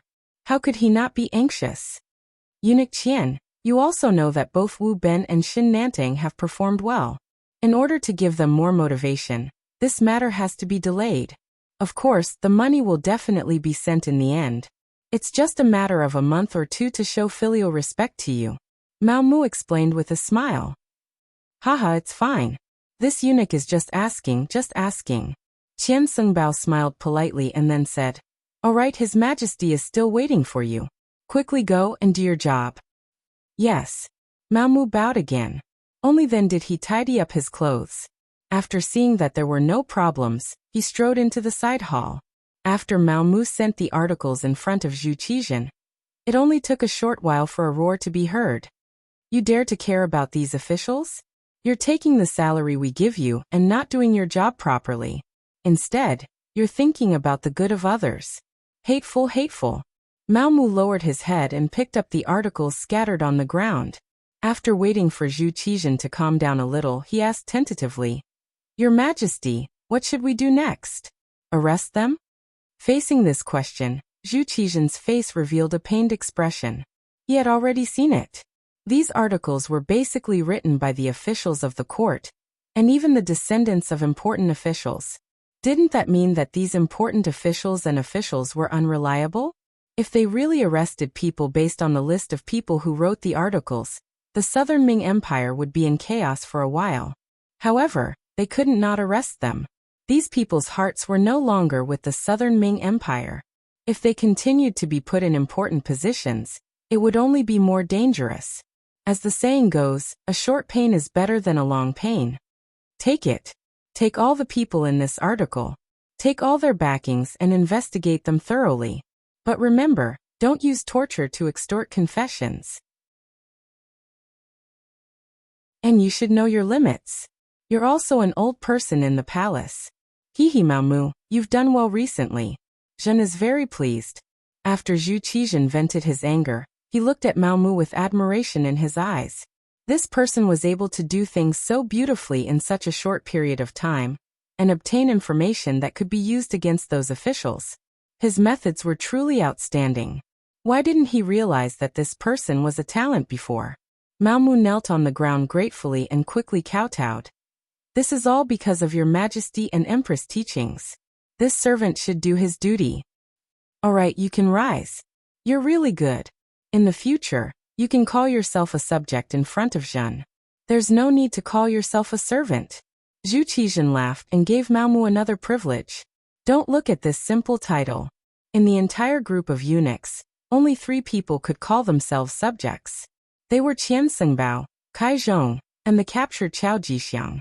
Right now, Mao Mu had replaced Qiao Jixiang's previous position. Yes, this subject thanks your Majesty again. Aha! Looking at the kneeling Mao Mu, Zhu Qizhen stroked his beard and laughed in satisfaction. After leaving the palace and receiving the imperial decree, Mao Mu was in high spirits. No one knew better than him that the people who were captured this time were all capable officials of the Southern Ming Empire. In other words, once these officials were imprisoned, it was equivalent to the Southern Ming Empire's political power collapsing by half. This was greatly beneficial for the Yangxie's next move against the Southern Ming Empire. At the same time, the official residence of the Ministry of Personnel had already become chaotic. Wang's was most beloved granddaughter, Wang Shang, had mischievously walked out of the residence and was caught by the embroidered uniform guards on the streets. When the accompanying servant girl came back to report, bursts of crying rang out in the manor. Wang Shang's mother, Wang Zhangshi, was the one crying the loudest. Her crying made Wang's eldest son, Wang Shang's father, Wang Guang, who was currently serving in the Ministry of Personnel, extremely anxious. Wang's quickly found out about the commotion here. His wife, Wang Songshi, also started crying. She then said that the embroidered uniform guards were all bastards, demons who killed without batting an eyelid. This time, Wang Shang had fallen into their hands. Who knew what would happen?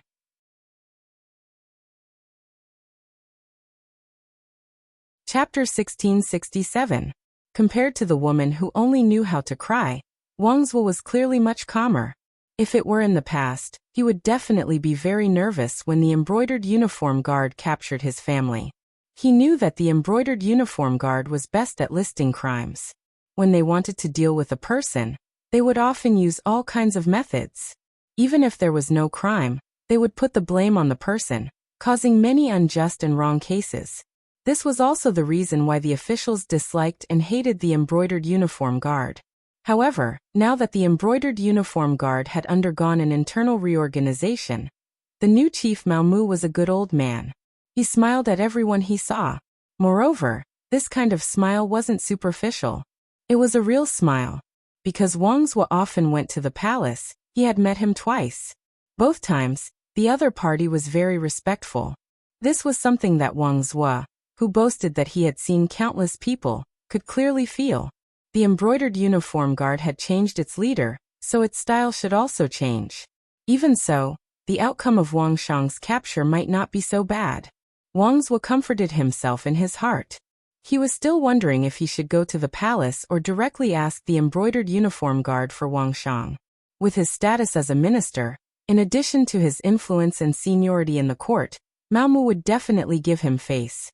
However, he was a minister after all and had been a minister for several dynasties. In terms of calmness, he was still good. He still wanted to see the situation before making a decision.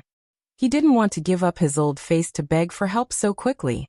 He still wanted to, there was no need to think. Before Wang Zhuo could make a decision, the embroidered uniform guard had already arrived. First, they surrounded the prince's residence, then a group of people jumped in through the door. The servants watching the house were so frightened that they knelt on the ground, not even having the courage to stop them. Compared to before, the current embroidered uniform guard brothers had undergone a huge change. They didn't do the dirty work of extortion and framing anymore. With money, their abilities could be put to use. The current embroidered uniform guard no longer muddled along and waited for death. Each of them was an expert and very brave. More importantly, Mao Mu no longer deducted everyone's salary.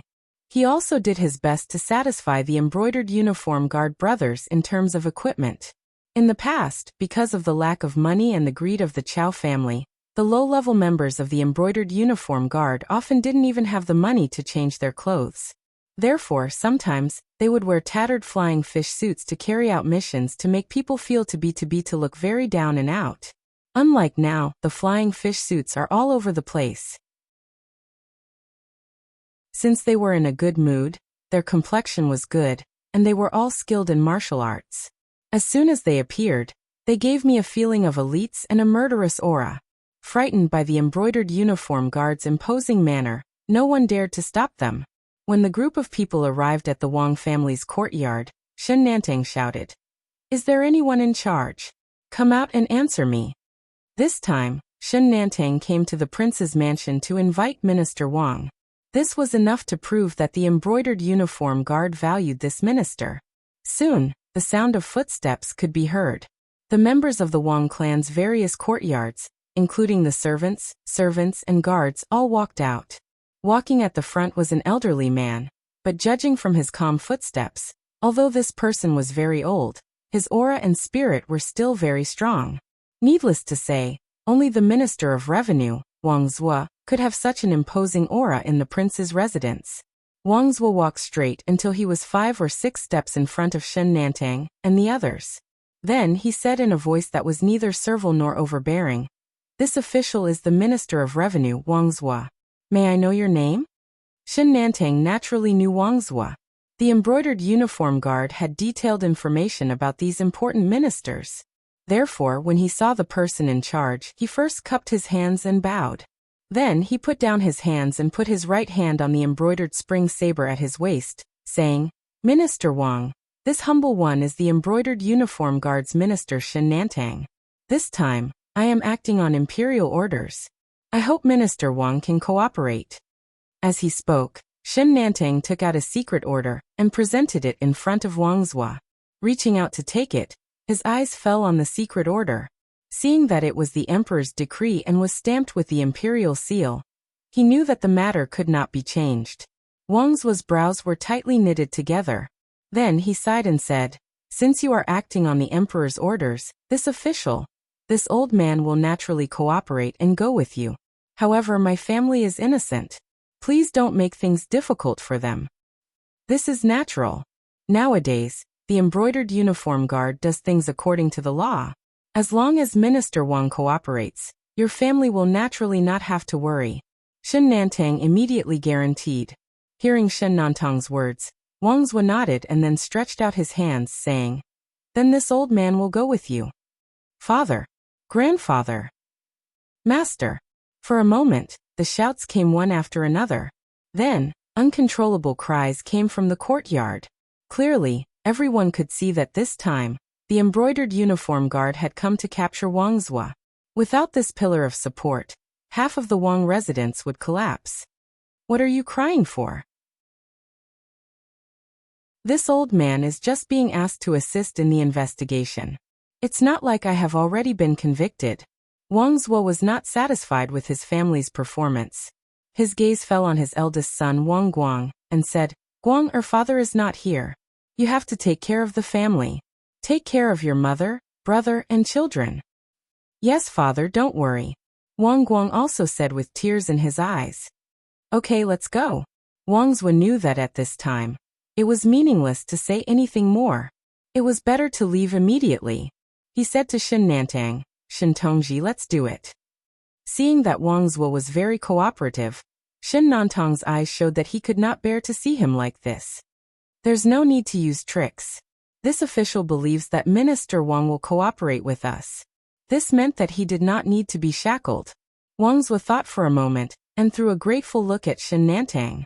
After all, it would be very embarrassing to be shackled in front of his family. This was the last shred of dignity that he had left. Wang Zue left. The group of embroidered uniform guards did as Shen Nantang said. They did not make things difficult for the people of the Wang residence. They did not even leave people to keep an eye on them.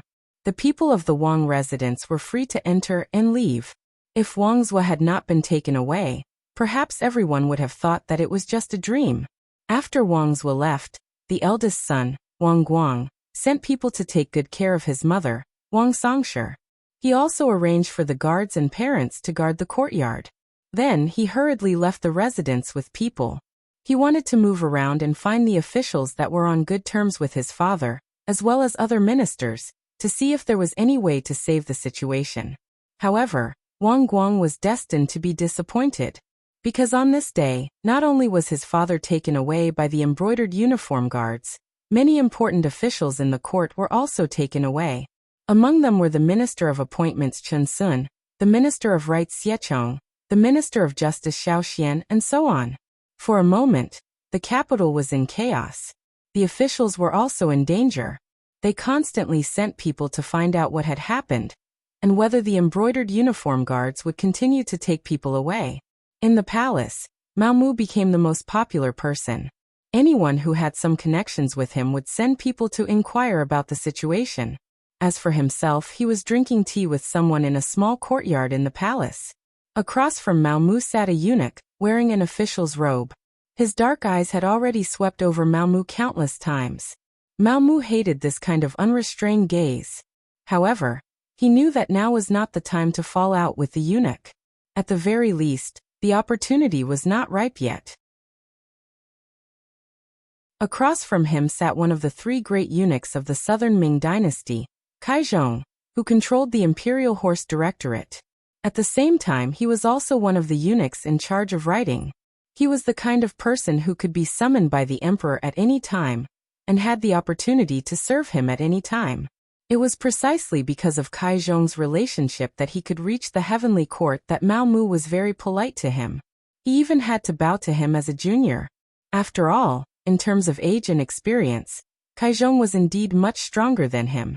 Only a chief eunuch like Qian Sengbao would not be at a disadvantage when facing him. Good tea. Mao Mu quietly flattered him, breaking the somewhat awkward atmosphere. Drink more of this good tea. When we leave in a moment, I will send someone to deliver some to you, Sir Mao. Kai Zhong smiled. However, when others saw this smile, they couldn't help but feel a wave of goosebumps.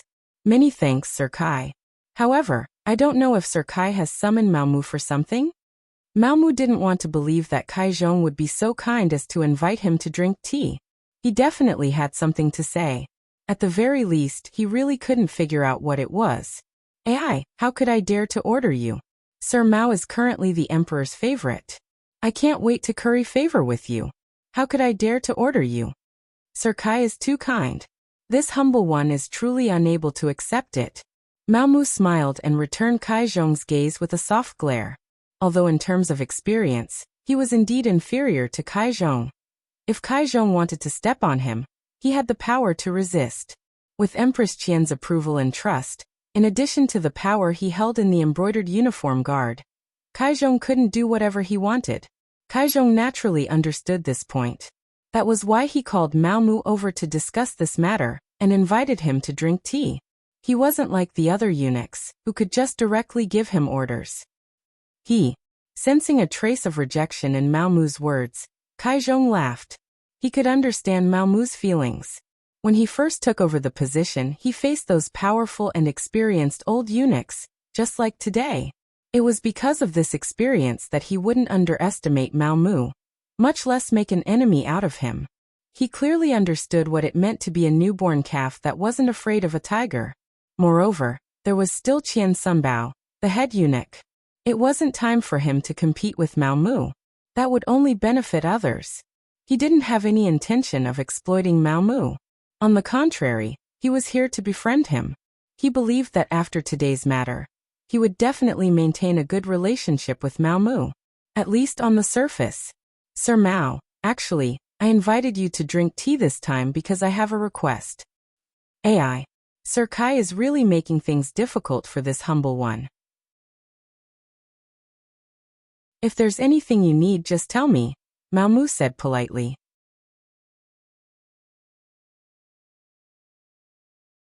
Chapter 1668.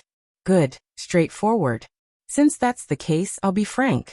Today, the embroidered uniform guard has used thunderous methods to capture people. And the people they've captured are all officials of the observation mission heading to Crimson City.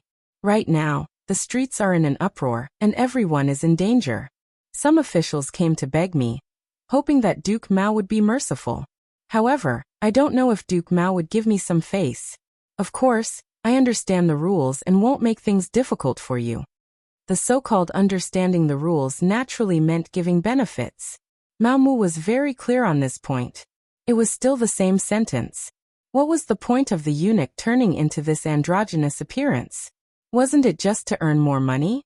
With money in hand, anything was worth it, and there was nothing to fear.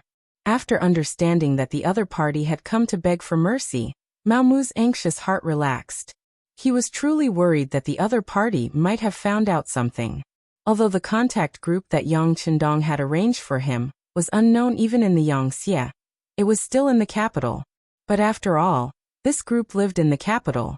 If someone wanted to investigate, no one could guarantee that they wouldn't give themselves away. Especially since he had become more and more high-profile recently, there were probably many people secretly investigating him. Kai Zhong was a veteran eunuch of power, and he was also in charge of the Imperial Horse Directorate. He had the power to mobilize troops and countless capable people under his command. Who knew if he had received some information that could threaten him? Mao Mu had been worried about this. If that was the case, then he would have to fight even if he couldn't. It was just a pity that he couldn't complete the mission that Yang Chendong had given him. Now that he knew that Kai Zhong had a favor to ask of him, he could finally put down his anxious heart, and his expression became much more relaxed. However, this small change fell into Kai Zhong's eyes. Which of the eunuchs with power wasn't worry-free? Which of them wasn't an expert at reading people's expressions? When Mao Mu relaxed, Kai Zhong's gaze locked onto him. However, he didn't immediately ask, but he was certain that Mao Mu had a secret that he couldn't let others know. Mao Mu didn't know any of this. He was still interested in asking who had the face to invite eunuch Kai. Haha, I'm sure Duke Mao knows this person as well. He's the current Minister of Works, Wei Luo. He's also a member of the Observer Group. Although he didn't do anything wrong, it's better to be safe than sorry. He still entrusted himself to our family, and is willing to pay 20,000 taels of silver to ensure his safety. What does Duke Mao think about this? Kai Zhong chuckled as he hid what he had just discovered in the depths of his heart, and spoke with a smile. Upon hearing that he was pleading for Wei Luo, Mao Mu had a plan in his heart. This time, the Southern Ming Empire had indeed put in a lot of effort in sending the observation team to Crimson City. The fact that all 6 ministers were present was enough to prove everything. Among them, the Minister of War, Kuang Yi, had been sent back halfway because he had angered Yang Chendong. The other 5 ministers had observed the entire process. Now 4 of the 5 had already been invited to the embroidered uniform guard, leaving only Verlo, so it was no wonder that he was nervous. However, Mao Mu had no intention of dealing with Verlo. After returning from Crimson City, Verlo had privately said that Crimson City was very powerful, that Yangtze was very powerful, and that the Southern Ming Empire couldn't compare. However, Verlo's abilities were truly limited. Under his leadership, the Ministry of Works hadn't made much progress in the past few years, and the cannons they were building were still solid shells. Verlo's strength lay in flattery, using his high position to seize power and amass wealth. During his time in charge of the Ministry of Works, a few capable officials had been suppressed. How could such people be Mao Mu's target? He clearly knew that Yang Qindong's orders were to arrest all capable officials and disrupt the upper echelons of the Southern Ming Empire's political power. Mediocre officials like Verlo naturally wouldn't be affected. On the contrary, such people should have more power. This way, they would be more in line with Yang Xie's interests. Thus, even without Kai Zhong's pleading, Mao Mu wouldn't have made a move against Verlo. He still needed to keep these people to explain to the emperor that not all of the members of the observer group had become disloyal. This was clear proof. Haha, Verlo, to be honest, said some things that crossed the line. His name is on the embroidered uniform guard's next arrest list. Although Mao Mu had already decided to let Verlo go and give Kai Zhong face, the process was still important. However, the process was still very important. How to make the other party accept this favor was especially important. Hearing that this was indeed the case, Kai Zhong couldn't help but nod.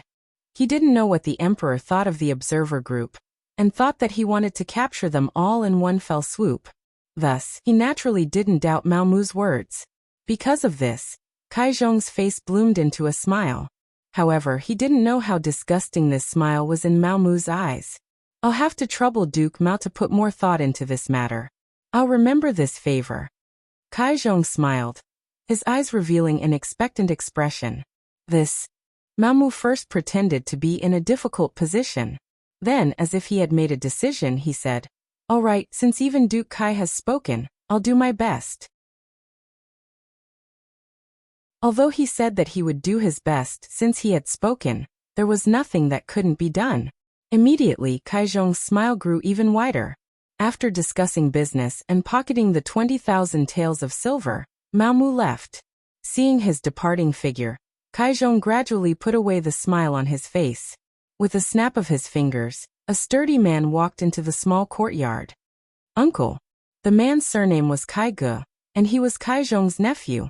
After entering the palace, Kai Ge had spent a great deal of effort to find this nephew of his among the common people. Then he allowed him to live a life of luxury, and let him continue the Kai family's bloodline. It could be said that he was Kai Zhong's trusted aide.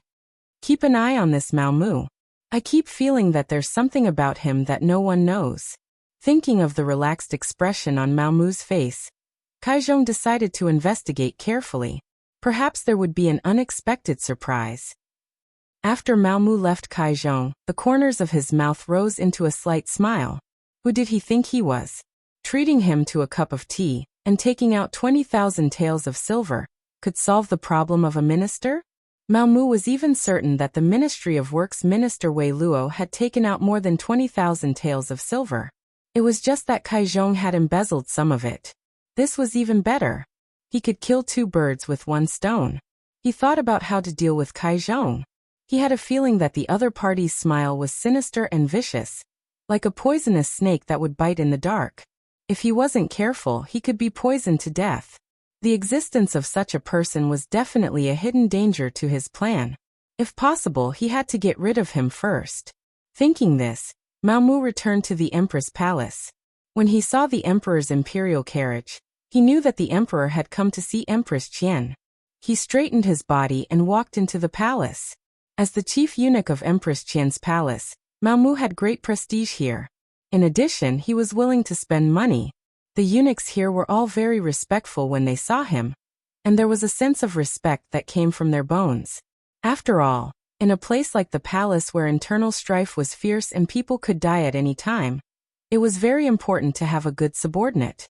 It meant that your chances of survival would greatly increase. Duke Mao. Duke Mao is back. There were people constantly greeting him, and Mao Mu also responded with a smile. He walked to the Empress Palace and didn't see Qian Sungbao. He probably wasn't on duty today. Thinking that this was a good thing, he could carry out his plan. Thus, he strode into the palace. In the Empress Palace, Empress Qian was eating with Zhu Qizhen. After seeing Mao Mu walk in, Empress Qian didn't care. She was really an empress who stood aloof from worldly affairs, and was extremely kind. She also knew that the eunuchs around her were favored by the emperor and entrusted with important tasks, so she wasn't angry when she didn't see them serving her. If this kind of personality became a concubine in the Qing palace, She probably wouldn't even survive one episode. She would be played to death by others. This subject greets the emperor and empress. Long live the emperor and long live the empress. As soon as he entered the palace, Mao Mu hurriedly knelt on the ground and bowed. Oh, it's beloved official Mao. Quickly get up. Zhu Qizhen glanced at Mao Mu, and his eyes revealed a joyful expression. Then he thought of something and asked, Beloved official Mao, have the important officials been arranged?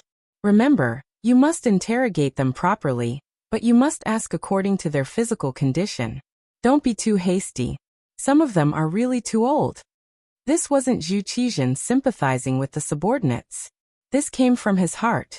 For example, the Minister of Revenue, Wuxia. He was now 84 years old, and it was rare that he still had such a healthy body. Perhaps this was because the food he ate didn't have any waste oil or additives. It was all natural. In reality, Wuxia's fate had changed because of Yang Qindong's appearance. In history, he died in the Tumu Castle. However, in this life, he was saved and came to the capital of the southern Ming dynasty. He had been serving Emperor Ingzong and had lived until now. His health was quite good. From this point, it could be seen that Zhu Qizhen really didn't have anyone he could use. Otherwise, at his age, he would have already retired and returned to his hometown. How could he still serve the court? Mao Mu understood Zhu Qizhen's meaning. He immediately bowed and said, This subject obeys the decree. There is no rush to interrogate them. First, we must protect their bodies. Wait for them to see our southern Ming dynasty defeat Wuxia, and let them know how wrong they are. Zhu Qizhen was only worried that the embroidered uniform guards' methods would be too harsh. As the emperor, he knew some of the embroidered uniform guards' methods. That was why he reminded them. Because once these officials were beaten to death in prison, the other officials would definitely report to the emperor and impeach him. At that time, he would have a headache.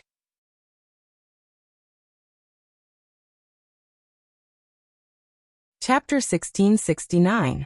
But unexpectedly, Mao Mu's understanding was to only capture these people and slowly torture them until the day the Southern Ming Empire won, and let these officials see his style as the emperor. This also reminded Zhu Qizhen. He nodded and said with satisfaction, Yes, that's the reason. Haha, beloved official Mao's words are exactly what we want. Come, reward me. This official doesn't dare to ask for a reward. Everything is what this official should do. Right now, the imperial court is going to exterminate the Yang bandits and it's time to use money. This official wishes to wear armor and go to the battlefield to kill the enemy. How can this official still want the emperor's money to satisfy my own selfish desires? Mao Mu said righteously, and the more he spoke, the straighter his body became. Zhu Qizhen was very moved. Good, you have ambition. It's just that we don't agree to let you go to the battlefield to kill the enemy. You are a capable person and should be by our side to share our burdens. Haha, Empress, you've really trained a talent. When he was happy, Zhu Qizhen even praised Empress Qian. Seeing Zhu Qizhen smile, Empress Qian was also very happy. She said, All of this is the emperor's good fortune. The heavens bless the imperial family, and the emperor has a good eye for people. It has nothing to do with this concubine. Haha. After being flattered by the empress, Zhu Qizhen's mood became even better. He was happy to have such a confidant and a capable subject. However, what made Zhu Qizhen even happier was that Mao Mu once again knelt on the ground and bowed. Reporting to the emperor, this official made a small mistake just now. Just now, eunuch Kai Zhong found this official. Next, Mao Mu recounted what had happened just now from the beginning to the end. Finally, he took out the 20,000 taels of silver and presented it in his hand. This official doesn't know if what I did was right, because Minister Wei is indeed innocent. However, when I thought that if I refused to accept this money, the other party would inevitably think too much, and I would not be able to work for the emperor with peace of mind. In order to calm the people, I accepted it. Now I am willing to hand over all of the money. This way, there will be more brave warriors on the front lines. Good. This time, Zhu Qizhen was so happy that he said good twice. The way Mao Mu handled matters was indeed to his liking.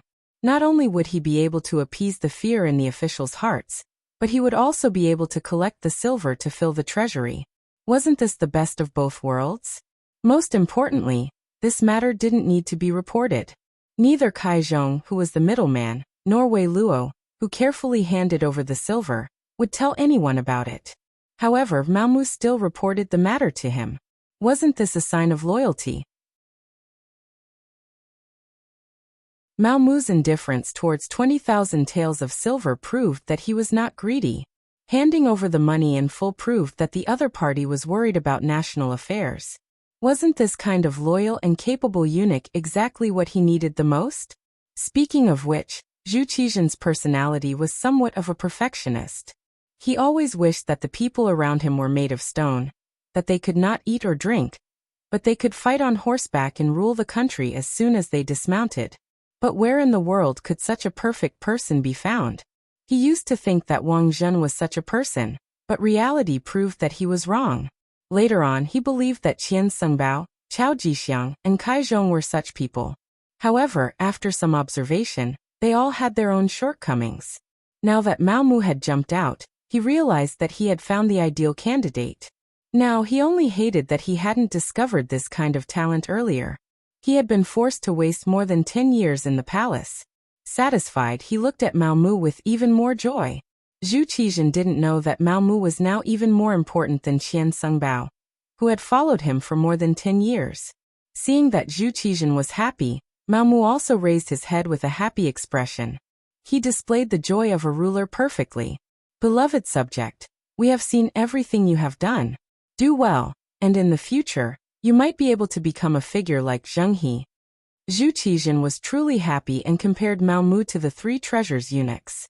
Mao Mu naturally knelt down in gratitude and called out, "Long live the emperor." Afterwards, he took advantage of Zhu Qizhen's happiness to mention that there were still a few officials who hadn't been arrested because their ranks were low. He also said that today's matter shouldn't be spread. Otherwise, if eunuch Kai Zhong found out, he would lose face and appear out of place. It would be difficult to carry out his work in the future. Of course, Zhu Qizhen would follow Mao Mu's instructions.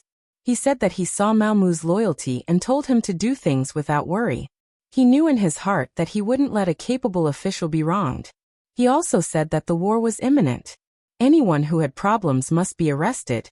Even those who suspected problems must be arrested. According to the previous method, they didn't need to be severely punished. He told them to wait and see how he defeated Bugnam of Gojoseon and Yang Chendong. Also, if there were still people who interceded and gave money, he should accept it. The money in the national treasury was getting less and less, and he was eager to replenish it. Zhu Qizhen finally left happily. After Mao Mu helped Empress Qian rest, he left the palace. The palace was forbidden, and it was very difficult for ordinary people to enter and leave the palace. However, with Mao Mu's current status, unless the emperor specifically ordered that no one was allowed to move, it was very easy to leave the palace. After leaving the palace, Mao Mu first brought a few of his eunuchs to the embroidered uniform guard. Coincidentally, Shen Nantang, Wu Ben Luo Zhu, and the others were all there. He told them about the emperor's decree, which was to take care of the old officials and not let anything happen to them in prison. They could consider giving each of them a single room, so that they could come out every day and eat and drink as much as possible.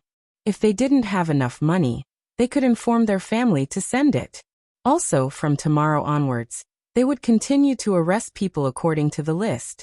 Of course, that list was provided by Mao Mu and also by the Wuxia Intelligence Department. They were all capable officials, and what they needed to do now was to catch them all in one fell swoop. In short, it was a sentence that would paralyze the Southern Ming dynasty, break the tacit cooperation between the various departments, and thus reduce the Southern Ming dynasty's fighting strength. Mao Mu's words fell into the ears of the embroidered uniform guard, which was equivalent to an imperial edict. Immediately, everyone bowed their heads and cupped their fists in agreement. After seeing that there was nothing else to do in the embroidered uniform guard, Mao Mu left. Then, seemingly unintentionally, he went to the silk shop that he often went to. Mao Mu didn't know that behind him, Kai Ge was quietly following him with a few trusted subordinates. When he saw him enter the embroidered uniform guard, he had been waiting outside. When he saw him come out and didn't immediately return to the palace, he followed him. Mao Mu was still a little inexperienced, and the results he obtained during the day made him a little arrogant. Right now, he was anxious to report all of this to Bugnam of Gojoseon and receive praise and recognition. The few eunuchs around him had received a lot of benefits from Mao Mu. Now that Mao Mu's status had skyrocketed, not only the empress, but even the emperor relied heavily on him. Naturally, they would follow Mao Mu wherever he went. Although the sky was already dark, it wasn't yet time for curfew on the streets. The silk shop's door was still open, and Mao Mu led a few eunuchs inside. Take a good look and see if there are any good satin brocades. Pick out some and send them to the Empress Palace. After some casual instructions, Mao Mu, as usual, was warmly invited by the shopkeeper into the inner room to drink tea. Outside the silk shop, Kai Go and his people couldn't see what was going on. After all, they knew that the Empress liked satin brocades, and would sometimes make them into finished products for money to support the palace's expenses. Unable to see what was going on or where the problem was, Kaiga decided to sneak into the silk shop and see what Mao Mu was doing. This was his uncle's intention, and he had to obey. As to whether or not it would be dangerous, what a joke. He had learned martial arts from an expert since he was a child. The so-called "the skilled are bold" was used to describe people like him. The people surrounded the silk shop from different directions, and then used what they had learned. They either climbed over the wall, or jumped onto the roof to find what Mao Mu was doing at this moment. At this time, Mao Mu was completely unaware of what was happening outside. He was talking to the shopkeeper of the silk shop, who was also the leader of the contact group, about what had happened today. He was going to report it to Yang Qindong in the form of a telegram. Kai Ji's skills were indeed not bad. Although he was tall and sturdy, his body was actually very agile. After a few jumps, he reached the top of the silk shop. Then he lifted the roof tiles one by one, trying to find where Mao Mu was. Finally, after flipping over a few tiles, they saw Mao Mu with his hands behind his back under the light of the coal lamp. He was saying something, and there was someone sitting in front of him. There was something in front of him that they didn't know what it was called, and it was beeping and fiddling with it. Because of his lack of knowledge, Kaiga didn't know what a telegram was, so he wanted to take a closer look. He lowered his head and wanted to take a closer look, but then he felt a pain in his neck, followed by a wave of dizziness, and he fainted. Cold water splashed on Kai Ji's face, and he slowly woke up. He saw Mao Mu sitting in front of him. There were a few big men standing next to him. One of them was like an iron tower, and the muscles all over his body seemed to be about to burst out of his clothes. Based on his intuition, he knew that these people were not to be trifled with. When he thought about how he was knocked unconscious without even feeling it, he was even more certain of the other party's strength. At this moment he had to be scared. He could only show a trace of a fawning expression and said, "Mr. Mao, all of this is a misunderstanding." A misunderstanding? Mao Mu suddenly stood up, very angry. How dangerous tonight was. If it wasn't for his heavy work, and if it wasn't for the fact that Bugnam of Gojoseon and Yang Qindong had considered this and sent the Wolf Fang special forces to assist him early, he would have suffered a great loss. Not only would his identity be exposed, but the task would also not be completed. In that case, more than 10 years of hiding would be ruined. Although Yang Qindong might not blame him afterwards, he would definitely blame himself.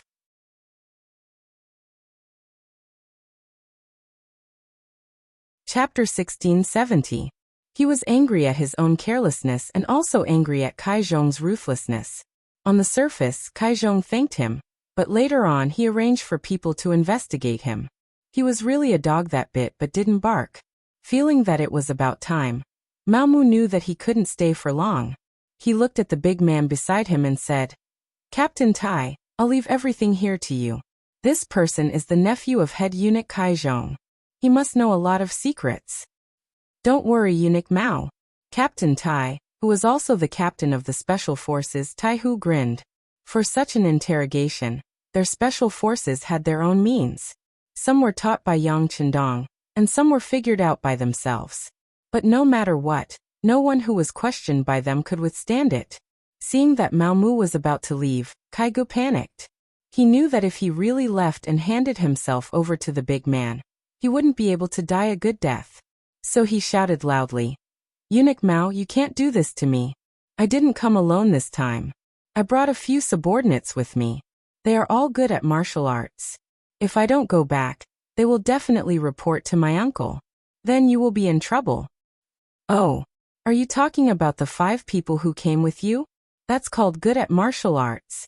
Haha, they are just like you. You don't even know how you were knocked unconscious. How dare you threaten others?" Taihu sneered.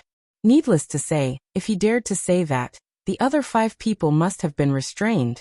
Perhaps they were already being tortured. Mao Mu didn't care about this. He strode out of the basement and walked out of the silk shop. He brought the eunuch who had just picked out the brocade and went straight to the palace. Mao Mu was back. Kai Zhong also received the news, but he didn't see his nephew. He thought that he stayed in that woman's stomach again, so he didn't pay much attention to it. But until noon the next day, he still didn't see his nephew. He started to get anxious and sent many people to look for him, but there was no useful news. Kai Zhong didn't understand what was going on. He wanted to look for Mao Mu, but he sent people to spy on him. It was uncertain whether Mao Mu knew about it. Even if he knew, would he tell him where Kai Ge was? He was the one being unreasonable. Investigate. Even if we have to turn the entire capital upside down, we have to find him. If he's alive, I want to see him. If he's dead, I want to see his corpse. Kai Ji's heart ached when he said this. That was the only heir of the Kai family, and they were counting on him to carry on the family line. Now he couldn't even find him. How was he going to explain this to his dead brother? Mao Mu ignored Kai Ge as if nothing had happened. He continued to do what he was supposed to do. For a time, more and more people were being arrested. At first, it was only the officials of the observer group. Now, some officials who were not part of the observer group were also being arrested. The explanation given by the embroidered uniform guards was that these officials had been bewitched by the observation team's officials, and their hearts had begun to waver. They were unstable people. However, if someone could calm down and think about it, they would realize that those who were arrested were undoubtedly capable or officials who were more competent in their posts. However, at this time, the brocade guard was capturing people everywhere. The officials of the capital were all in danger, so no one had the time to analyze these matters. Right now, they were most afraid that a group of embroidered uniform guards would suddenly come knocking on their door and arrest them. After all, out of the 6 ministers, 4 of them had already been captured. Anything could happen. These officials didn't think that those who were arrested were all capable officials. Instead, they began to analyze how they could avoid being arrested. Kuang Yi was the Grand Tutor of the Crown Prince, and also the Minister of War. He was also a member of the Observer Group. However, since he was expelled, he had already made his stance clear. It was normal for the brocade guard to not make a move on him. Minister Wei Luo was different. He led the officials of the Ministry of Works to participate in the Observer Group. After returning, he wrote a memorial to the Emperor, requesting for more investment in the Ministry of Works, more money to develop weapons, and to raise the status of technical talents in society. These were all things he learned in Qiqian City. In other words, he believed that the Yangxie's industrial and manufacturing capabilities were far superior to the southern Ming dynasties. How could a minister who only praised the Yangxie and belittled the southern Ming dynasty not be arrested? How did he manage to save his own skin? Since someone asked this question, someone else would answer it. Soon Wei Luo sent 50,000 taels of silver to eunuch Kai Zhong. Kai Zhong acted as the middleman and pleaded with the brocade guard's eunuch Mao Mu. Now that they knew that sending money could guarantee their safety, the officials who hadn't been implicated began to take action. They used various connections to find Qian Sengbao or Kai Zhong, asking them to pass on a message. There were also people who directly went to find Mao Mu and brought large amounts of money. Eunuch Mao Mu, who no one paid attention to at first, quickly became one of the most influential chief eunuchs. His status even surpassed Kai Zhong's, and was second only to Qian Sengbao. When large amounts of money and favors were brought to him, Mao Mu didn't let money get to his head. Mao Mu was very clear that he was only where he was today because of Yang Qindong's support. Otherwise, he would still be a nameless eunuch. Perhaps he wouldn't have come to the southern Ming dynasty, and would still be in Baiming's capital. It was even possible that he would have died in the internal strife among the eunuchs. Yang Chendong had given him a new life. Now that Yang Xie was very powerful, it could be imagined that as long as he followed closely, his future would be limitless. His future would definitely be brighter than his current position in the southern Ming dynasty. How could Mao Mu, who had steeled his heart to follow Yang Chendong, care about these silver taels that were delivered to his door? Not only did he not care, he even decided to use these silver taels to make an issue out of it. Thus, he took advantage of an opportunity when Qian Sungbao wasn't on duty and secretly met with Zhu Qizhen. While handing over a large amount of silver taels, he also sold off the officials who had sent the money. When the 1.5 million taels of silver taels were placed on the table, Zhu Qizhen was shocked. Previously, Wei Luo was a minister and had only sent 20,000 taels of silver taels. However, when he looked at the list that Mao Mu had presented, it showed that a fourth-rank official in the capital had sent 50,000 taels of silver just to buy his own safety. Was it really worth it to pay so much? Furthermore, where did these officials get the money? It was impossible to rely on salary alone, so they could only use power and corruption to get it. When he thought about how there were so many corrupt officials under his command, Zhu Qizhen was very angry. He was an idealist and wanted nothing more than to immediately issue an edict to investigate and punish these officials. However, after he calmed down, he still didn't do so. If these officials were punished, who would take care of them for him? He couldn't possibly do everything himself as the emperor, right? Forcefully suppressing the anger in his heart, Zhu Qizhen looked at the list in his hand and comforted himself. Fortunately, there are only 30 or so officials here. Reality proves that most of the officials are honest. Originally, this was meant to comfort himself, but he didn't expect that reality would quickly slap him in the face. Mao Mu, who had been waiting there, opened his mouth again and said, "Reporting to your majesty, these are only the officials who came directly to this subject.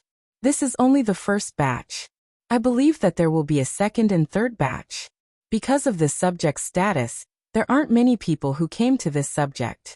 The officials who came to find Eunuch Qian and Eunuch Kai are the ones who can be called many. It seems that there are more than 100 of them." What? Zhu Qizhen, who had just sat down, couldn't help but tilt his body. He almost lost his seat and slipped onto the dragon throne. Fortunately, he reached out his hands in time and stabilized his body. However, he was already unable to vent his anger. Could it be that my officials already don't know what it means to be clean and honest? Your Majesty, please quell your anger. Seeing Zhu Qizhen's angry dragon face, Mao Mu knew that he had to pour some water on him to calm his anger. Even if it wasn't for others, even if it was for Yang Chendong's grand plan, he had to do this. He couldn't really have Zhu Qizhen kill all of these officials who had sent gifts, right? If that really happened, not only would Zhu Qizhen not kill them, he would also have to reflect on whether it was right to have the embroidered uniform guards arrest them. If that really happened, the grand plan to weaken the southern Ming Empire before the war would be interrupted. This was something that Mao Mu definitely didn't want to see. After mulling over what to say, Mao Mu opened his mouth and said, "Your Majesty, in reality, this is just everyone feeling insecure. According to this subject's knowledge, some officials, in order to save their lives and gather money, even sold their ancestral property just to gather enough money to save their lives. This is enough to show that there are still quite a few honest officials who are serving the country. It's just the general trend. This subject thinks that we might have pushed them too far. Therefore, this subject believes that we should arrest those who have problems and just take the money from those who don't have problems and add it to the country's treasury. This way, those officials who have no money and have nothing to do will definitely do their best to be loyal to your Majesty. They already have no capital and have no other choice but to wholeheartedly serve the country. Your Majesty." Amen. When Zhu Qizhen heard this, the anger on his face faded a lot. That's right. Beloved official Mao's words are reasonable. Since that's the case, we will allow it. They could continue to find problematic officials and stabilize the court, so that they wouldn't be frightened by Yang Xie before the war. They could also collect a large sum of money for the court's use. It would be strange if Zhu Qizhen didn't agree to such a result. Seeing that Zhu Qizhen had agreed, Mao Mu immediately praised the emperor for his wisdom. He then said, "Your Majesty, it's true that this subject's method is good, but this subject will inevitably offend eunuch Qian and eunuch Kai. If they complain to your Majesty, I'm afraid this subject's shoulders aren't wide enough and hard enough. It's fine. Beloved official, you do things wholeheartedly for the country. We know this. Just do it boldly." On the other hand, they dared to keep a portion of the money in their hands even though it was clearly given by the officials. We are already benevolent for not finding fault with them. Zhu Qizhen waved his hand magnanimously. He increasingly found that Mao Mu was a subject who wholeheartedly served the country and was wholeheartedly loyal to him. He wasn't greedy and didn't take the money. He handed over as much money as the officials gave him. Just this point alone made him much better than the others.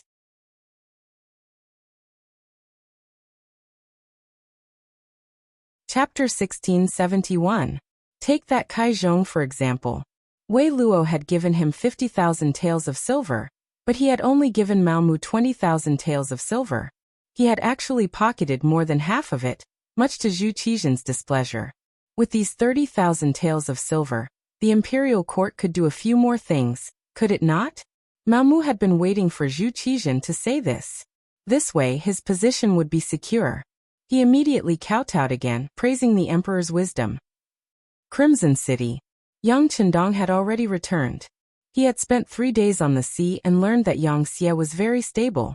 Even though he had not appeared and his safety was unknown, under the leadership of the Crown Prince Yang Bo, everyone was carrying out their duties. The only difference was that there were many more ships on the sea. They were the search party, used to search for Yang Chendong. Yang Xie's situation was stable, and Yang Chendong was very satisfied with this result. He decided to return to Crimson City. Since his son had passed the test, and the officials of Yang Xie had also passed the test, there was no need for him to hide. After all, there were still many important things to do. Yang Chendong's reappearance on the docks of Crimson City naturally drew cheers from the officials of Yang Xie. Yang Xie had been created by Yang Chendong, and he was the backbone of everyone. In this aspect, Yang Bo could not compare. But after this incident, Yang Chendong could see that Yang Bo was a promising talent. He had decided to slowly hand over his authority so that he could train Yang Bo. Not only him, his descendants would have to do the same. And that was to hand over power while they were still alive. Speaking of which, in history, the change of dynasties was the easiest time to cause problems. When an old emperor passed away and a new emperor ascended the throne, a single mistake would result in a rain of blood and a sea of heads falling to the ground. When one's strength was severely damaged, it would often take a long time for one to recover. And at this time, the new emperor was old, and it wouldn't be long before the old and the new were replaced, causing more heads to fall to the ground. How could one prevent this from happening? Yang Chendong's idea was to transfer his power to the old emperor while he was still alive, becoming the retired emperor. Of course, there were drawbacks to doing this. For example, how could 2 tigers live on the same mountain? If the 2 emperors didn't like each other, wouldn't there be internal strife? For this reason, Yang Chendong had thought of a solution. For example, before the old emperor passed away, he could retain a portion of his military power. If there was a major incident, he could skip the command of the new emperor and so on. This should be enough to protect himself. Of course, this was still an immature idea. More importantly, Yang Chendong believed that by doing this, they could avoid the problems that would arise when the 2 emperors were replaced. Otherwise, it would be like Kangxi's edict of succession in history. One said that the throne would be passed to the 14th elder brother, while the other said that the throne would be passed to the 4th elder brother. Even until now, there were still many opinions. Yang Chendong returned to Qiqian City, and the Beiming Imperial Court's observation group also set off. The Tianjin Guard boarded the ship and headed straight for Qiqian City. On this point, Zhu Qizhen and Zhu Qiyu both had the same idea, which was to know oneself and know one's enemy to win 100 battles. Perhaps they both knew that the battle with Yang Xie was unavoidable, so it was naturally a good thing to know about it in advance. As for the observation group, the two emperors gave great support. Different from the last time, Yang Qindong personally came to welcome the Southern Ming observation group. Moreover, he brought his wife, Queen Huyan, to the docks. It was because Huyan's relatives were in the Baiming observation group. This time, her grandfather, Hu Xiao, was in the observation group. It had to be said that the lifespan of people in this era wasn't very long. There were many people who died in their 40s, and there were even some who died in their 30s. However, most of them were ordinary people who couldn't eat well and couldn't afford to wear clothes. Those officials were not included. Not only that, but there were also some people who lived very long lives. For example, Huyan's grandfather, Hu Xiao, was one of them. In history, he lived for a full 85 years. Because of Yang Qindong's arrival, he unexpectedly broke through this age limit. Now he was already 92 years old. It was said that his body was still quite good. At the very least, he could still walk with the support of others and didn't collapse on the bed. Hu Xiao could be said to be the oldest among the officials. Adding on the fact that he had entered politics at a young age, he could already be considered an old official of 4 dynasties. This time, when he found out that there was an opportunity to enter Qiqian City, he took the initiative to apply to the emperor. When Zhu Qiyu had already collapsed on the bed, his body gradually weakening, Crown Prince Zhu Jianji considered that Hu Xiao was already quite old. Even if he stayed in Baiming, he wouldn't be able to become an official, so he agreed to his application. However, he made it clear that only Hu Xiao from the Hu family could go. The others could join the observation group. From this, it could be seen that Zhu Jianji was still quite wary of Yang Qindong. Leaving the Hu family behind was also a method to keep him in check. Speaking of this Zhu Jianji in history, he died prematurely at the age of 7. It was also because of his relationship with Yang Qindong that he took out Western medicine to save his life. Now, he was already a young man of 20 years old. Since her grandfather had come, as his granddaughter, Huyan naturally had to come out to greet him. Considering the special nature of Hu Xiao's identity and his age, Yang Qindong also came along. Huyan was so moved that she broke into tears. Yang Qindong and the queen both came out to greet them, causing the people on the docks to gather together and become even more magnificent. When they saw a ship coming from afar, someone on the docks had already reported it. At this moment, Huyan tightly grabbed Yang Qindong's arm, appearing very excited. 1 year had passed just like that. Finally, she could see her family again. The excitement in Huyan's heart could be imagined. Yang Qindong naturally didn't feel any excitement. Not only did Zhu Jianji not allow Huyan's parents to come with the observation group, even his brothers and sisters weren't allowed to join the observation group. In other words, the Yang family was still in Baiming's capital. Although Yang Qindong had already made arrangements for them to not put their lives in danger or make their lives difficult, it was still somewhat regretful that they couldn't see them. As for Baiming, Yang Qindong's plan was even bigger. Whether it was in the imperial court or in the army, he had arranged his own chess pieces, and their status wasn't low. As long as the time was right, they could launch a counterattack at any time. However, Yang Qindong didn't make a move. He was waiting for the day when Zhu Qiyu died. At that time, the young emperor, Zhu Jianji, would need some time to take control of the imperial court. At that time, Yang Xie's army would attack. Zhu Qiyu was ordered to be in danger, and with Yang Qindong's help, he was able to turn the tide. These years he had worked hard for the country and had a lot of prestige. At the very least, Baiming could be united with him as the core.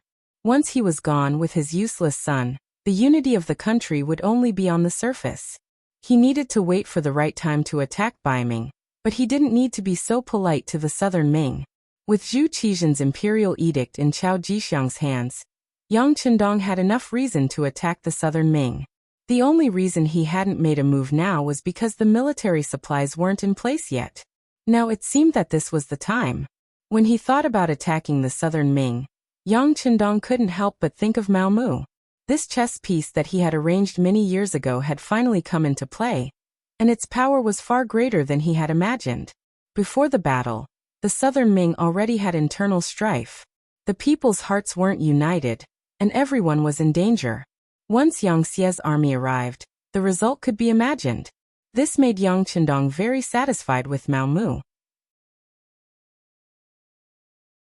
At this time, Mao Mu was still busy at Yingtian Manor in the capital. Whether it was Qian Sengbao or Kaizhong, they didn't know that Mao Mu had secretly met with the emperor and handed over the ransom money he received. They were still using this opportunity to make a big profit. This was especially true for Qian Sengbao. Relying on his identity as the one who supported Mao Mu, he didn't give Mao Mu a single tael of silver. He only handed over the list of officials that he wanted to protect, saying that they were all his people, so he had to be magnanimous. Under Qian Sengbao's forceful attitude, Mao Mu chose to continue to endure. At the same time, he made a detailed report to Zhu Qizhen. In his own words, the reason why he could be where he was today was all because of the emperor's great kindness. He only listened to the emperor. As for other people, no matter how great their kindness was to him, he would at most help them within his authority. However, when it came to imperial power, he would still choose to listen to the emperor without hesitation. When Zhu Qizhen heard Mao Mu's confession, he was very happy. He praised Mao Mu as the most loyal official in the current court and told him to be at ease. Zhu Qizhen valued Mao Mu more and more. He began to have opinions about Qian Sengbao. This man, he was always afraid of being compared to others. With this comparison, it was clear who was stronger and who was weaker. Qian Sengbao, who seemed to be good at everything in the past, now made Zhu Qizhen feel dissatisfied with everything he did. He even thought about whether or not he should let Mao Mu replace him. Compared to Qian Sengbao's bossy attitude, Kaizhong was more restrained. At the very least, he would give a portion of the benefits to Mao Mu.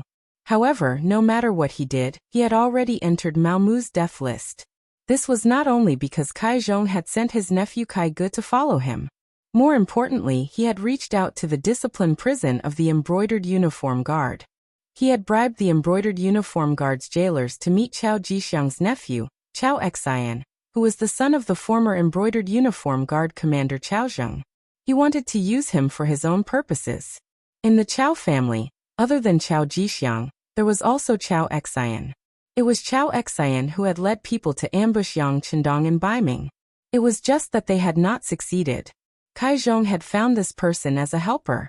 It was clear that he had good taste. However, he had angered Mao Mu.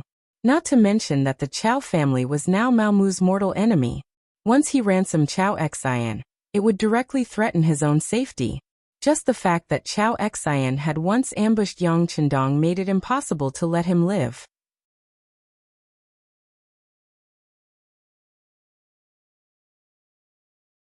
Chapter 1672. The reason why Chao Xian was still alive in the Discipline Commission of the Embroidered Uniform Guard was because Mao Mu wanted to personally hand him over to Yang Qindong. But since Kaizhong wanted to do this, he had to make a move in advance. First, he sent a telegram to Yang Qindong to ask if he could kill Chao Xian now. Then he found eunuch Qian Sengbao and explained what Kaizhong would do next.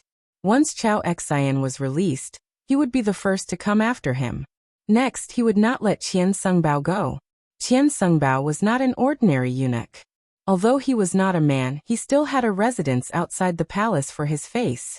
Not only that, but he also kept a few beauties in his residence. Although he could not do anything, he could still let them pour him tea and massage his legs during his break. That was also a kind of enjoyment. Once Chao Xian was released, who knew whether or not he would ambush him outside the residence for revenge? This was someone who even dared to ambush Bugnam of Gojoseon. Thinking of this, Qian Sengbao's face revealed a fierce gaze. Kill him now. But this person is wanted by eunuch Kaizhong. Mao Mu pretended to be in a difficult position. No matter, I will talk to him. In short, we have to nip any danger in the bud. Qian Sengbao's voice carried a sinister intent. Now he had borrowed Mao Mu's name to get a lot of money. He wanted to enjoy his life and did not want anyone to threaten his safety.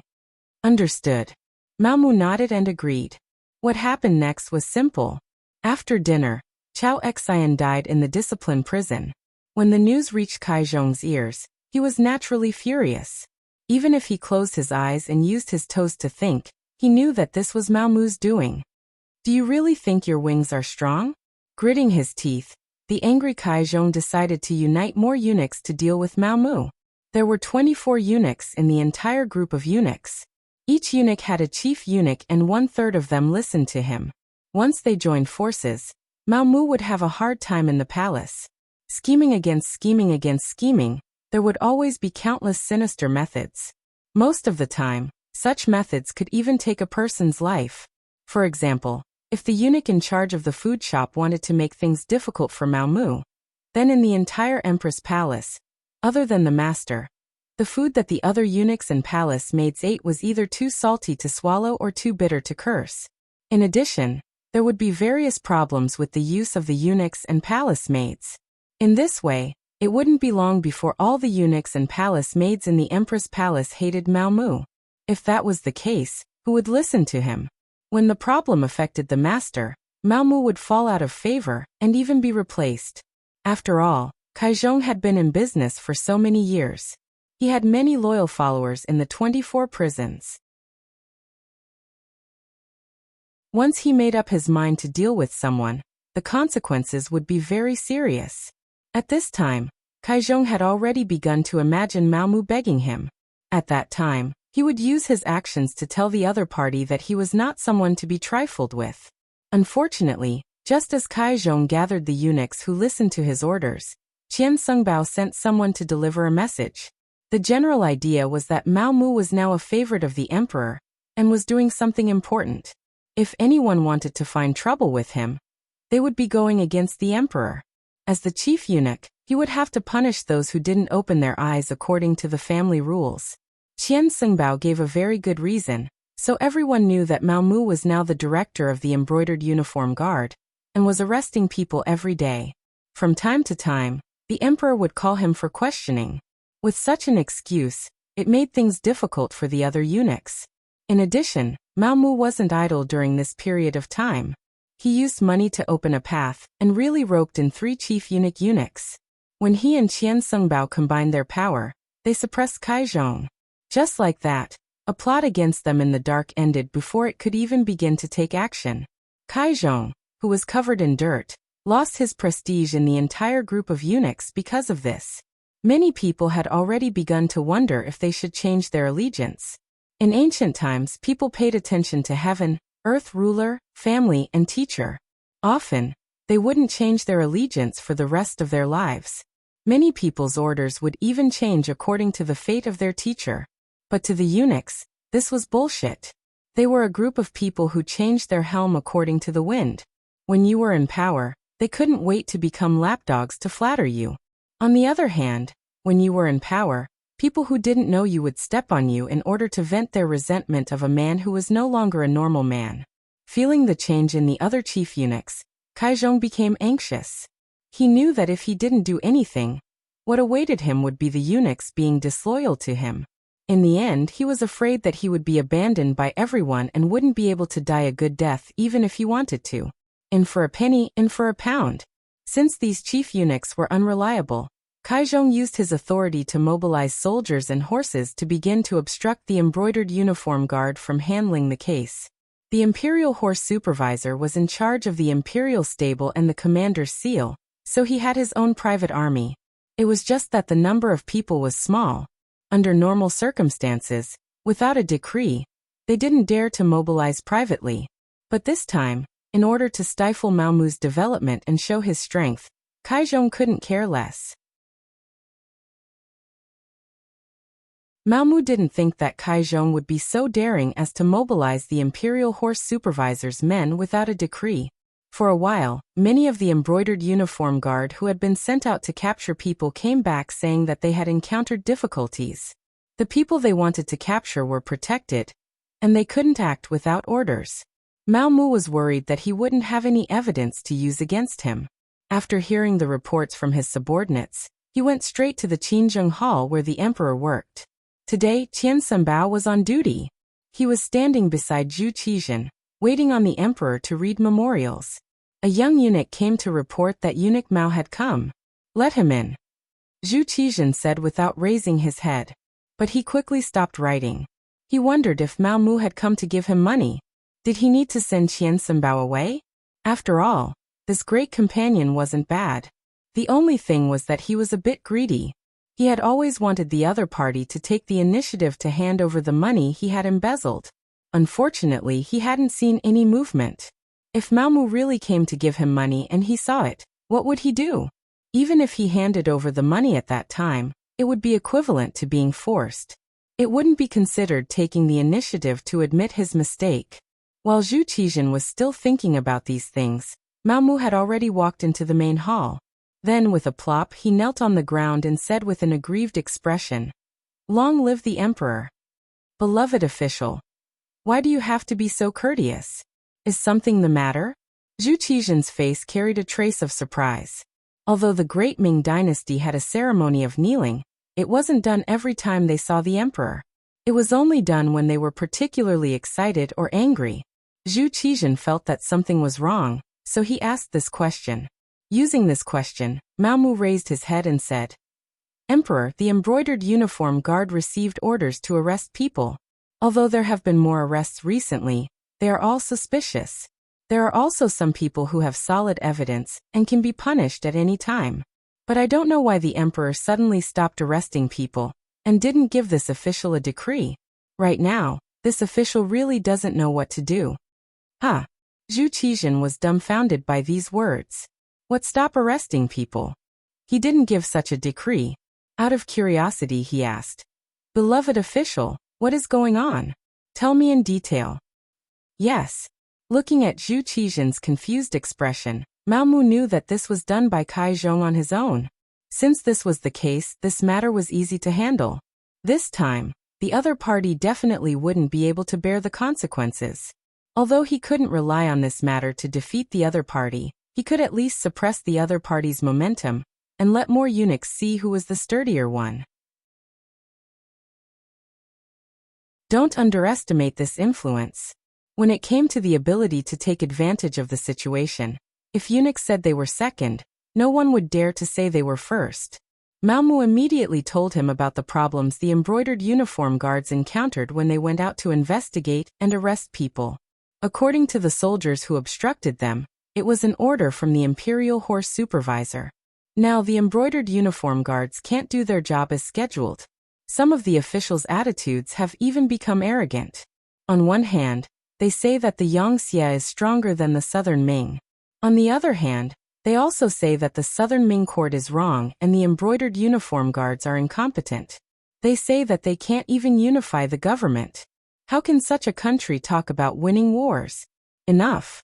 Zhu Qizhen, who was sitting on the dragon throne, was angry. Of course, this anger wasn't directed at Maomu. He hated Kai Zhong for not being able to accomplish anything, but more than enough to spoil things. He actually tried to tear down his own people. It was truly infuriating to hear. Seeing that Zhu Qizhen was angry, Maomu tactfully shut his mouth. However, he didn't forget to look at Qian Sungbao, who was standing to the side.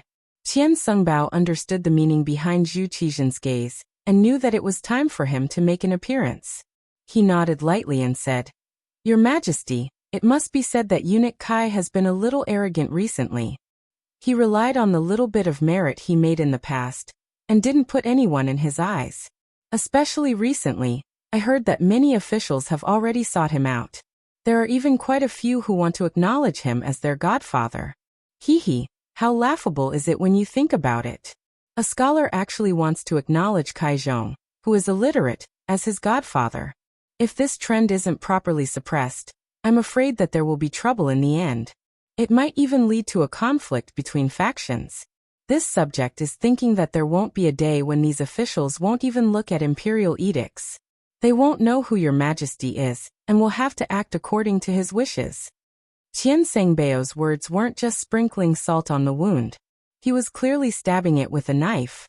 Moreover, he was stabbing it again and again, as if he wanted to chop the flesh into pieces. What Zhu Qizhen disliked the most, and was most apprehensive about, was fighting between factions. It wasn't just him. Any emperor would be displeased.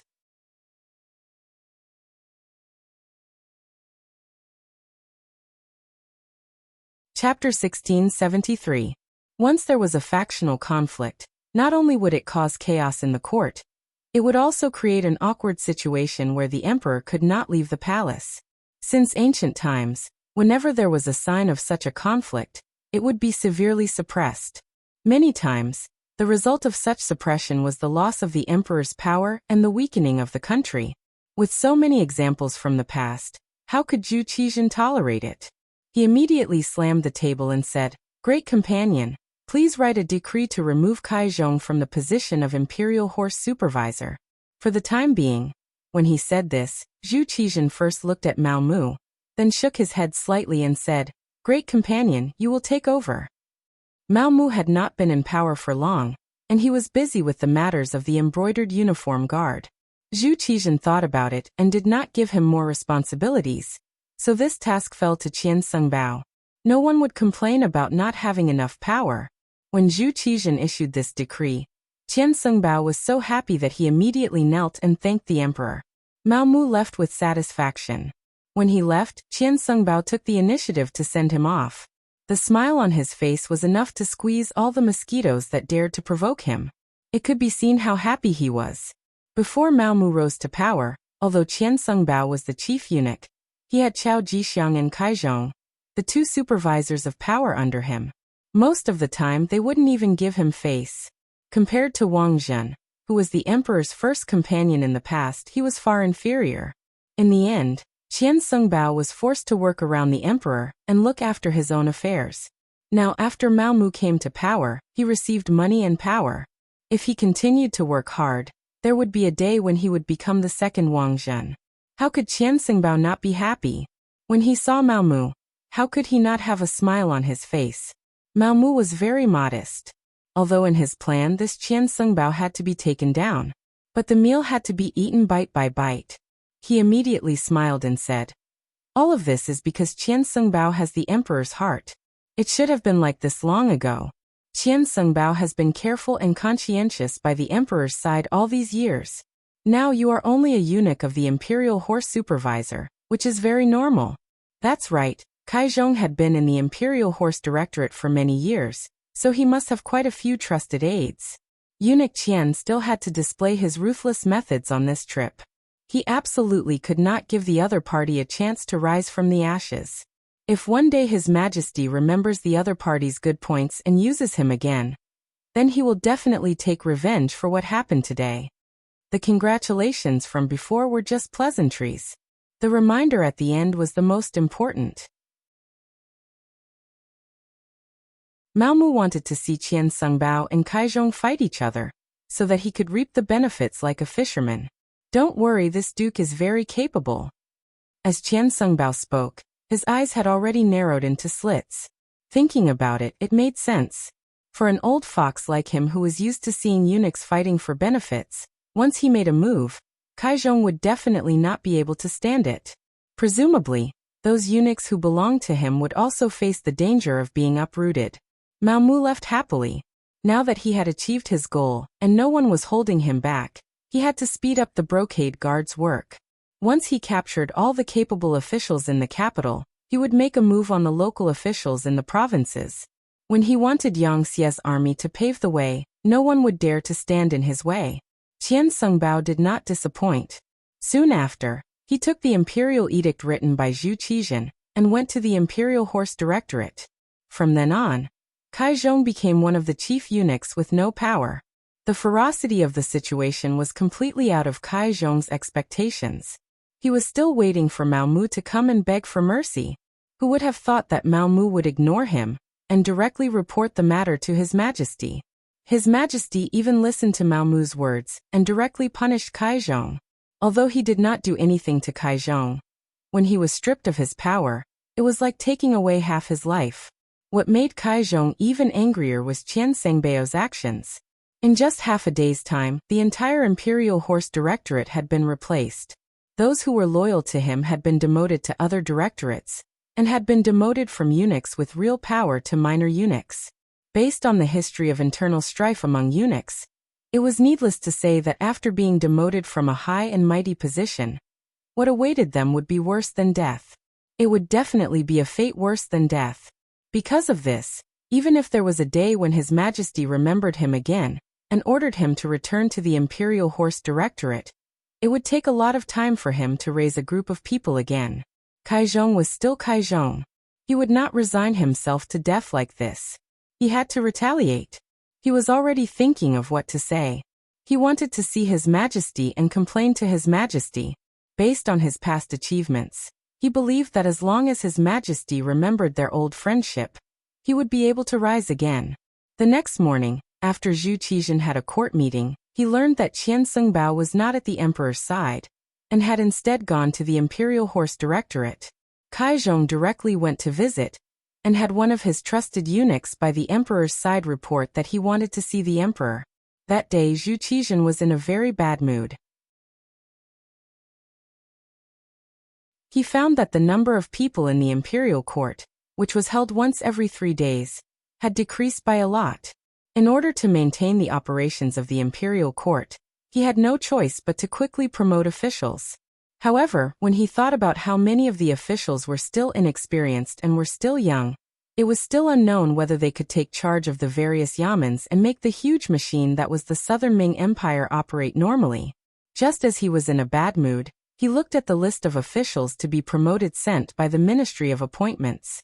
When he saw that there were many names that he had not heard of before, his brows furrowed again and again.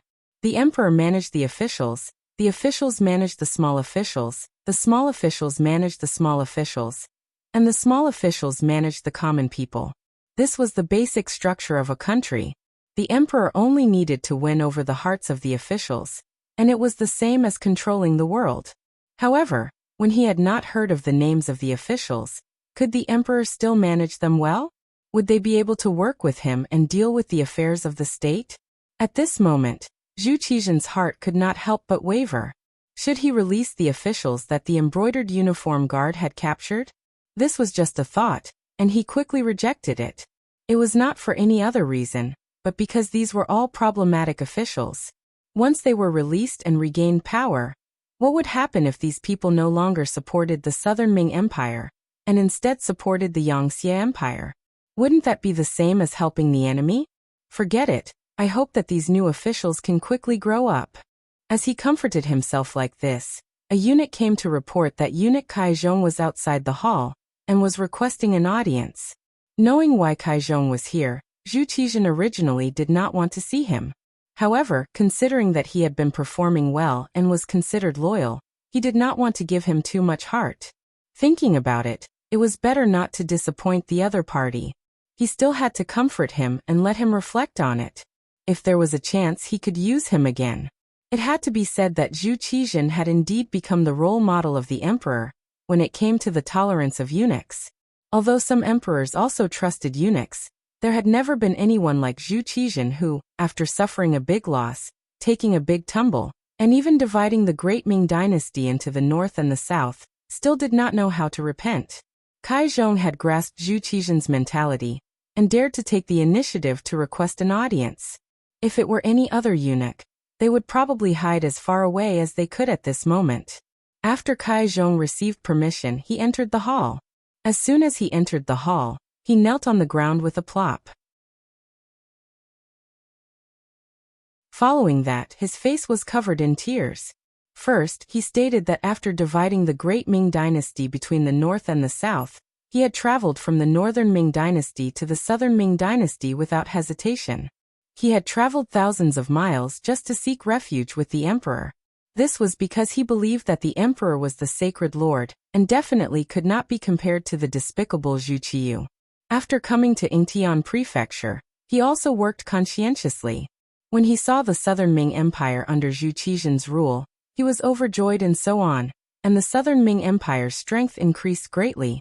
These were all to show off his achievements and flatter Zhu Qizhen in disguise. This was also a trick that Kaizhong often used. This trick was indeed effective. Zhu Qizhen sat on the dragon throne with a satisfied expression on his face. This was a person who was conquered by his charisma.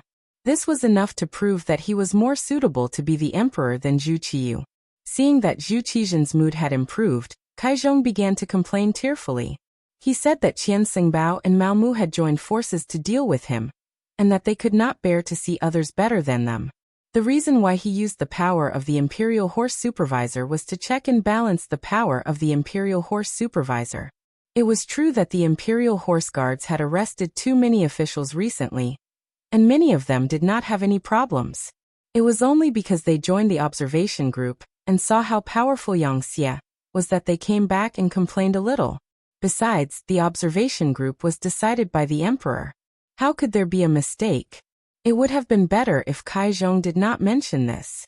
When he mentioned this, Zhu Qizhen's expression changed. Speaking of which, there were 3 things that Zhu Qizhen regretted the most in his life. First, he should not have listened to Wang Zhen's words and personally led the army. This led to the defeat of the Tumu fortress and divided the Great Ming Empire into the Northern and Southern Ming Empires. Second, he should not have let Yang Qindong leave. If he had kept Wuxia by his side and used his ability to help him, all of Wuxia's achievements would have been his. This point was somewhat taken for granted. If he had kept Yang Qindong, it would be hard to say if he would have been able to put him in an important position, or if he would have listened to him. After all, if an official's ability was too strong, the emperor would always be afraid of him. Over time, once the official's achievements were too great, he would be killed. Third, the matter of establishing the observation group. Originally, he wanted to see how the other party was developing so that he could know himself and the enemy. If possible, he wanted to learn from the other party's advanced things. However, he did not expect that Wuxia was too powerful. The members of the observation group actually developed a mentality of fear and brought this atmosphere back to the capital. As a result, the expressions of the officials below changed. Before the war had even begun, everyone was already in a state of panic. The theory of failure had become a mainstream. This was why he had no choice but to use the imperial horse guards to suppress this matter.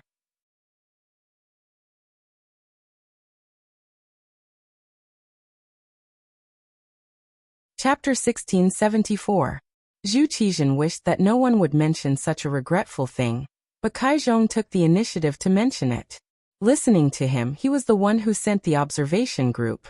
Even if there was a problem, he should be responsible. This could be considered as provoking his anger. Without waiting for Kai Zhong to continue, Zhu Qizhen asked angrily, "What do you mean many officials have no problem? Do you mean they gave you money so there's no problem?" Kai Zhong, who was talking nonstop, was suddenly interrupted and then asked such a question. For a moment he was stunned and shocked. He didn't expect the emperor to know about this matter. More importantly, the emperor actually made this matter public. Normally, even if the emperor knew about some things, he would not say it publicly. He would only give a limited reminder. This was the scheming of an emperor. If he did not say anything clearly, he would let his subordinates think about it themselves. Often, this would have a greater effect of intimidating people. For a long time, Zhu Qizhen had done this. It indeed had a very good deterrent effect, so that the officials were a little afraid of the emperor. But what did it mean to say it publicly? Was he going to turn hostile? Perhaps it was because Kai Zhong had followed Zhu Qizhen for too long, and had always received the emperor's favor that he had begun to forget his own identity. He didn't think about it. He was just a eunuch, and he thought that the emperor would fall out with him. It would only take a few words to punish him. What was so difficult about that? At first he was stunned. He was a little stunned by Zhu Qizhen's words. After he quickly reacted, his face suddenly changed, and he broke out in a cold sweat. He knew that if he didn't make things clear today, not only would the emperor make a decision for him, he was afraid that he wouldn't be able to make a comeback in the future. At that moment, Kai Zhong knelt on the ground with a plop and repeatedly admitted to being guilty. When he raised his head, he said, "Your Majesty, this official was protecting those officials. And Mao Mu also had a part in this matter. The money that those officials sent ended up in his hands, Your Majesty." He had no choice but to accuse Mao Mu. In Kai Zhong's opinion, there weren't many people by the emperor's side now. Mao Mu was very favored now. If he could pull this person in, presumably, even if it was for Mao Mu's face, this matter would be reduced to a small matter.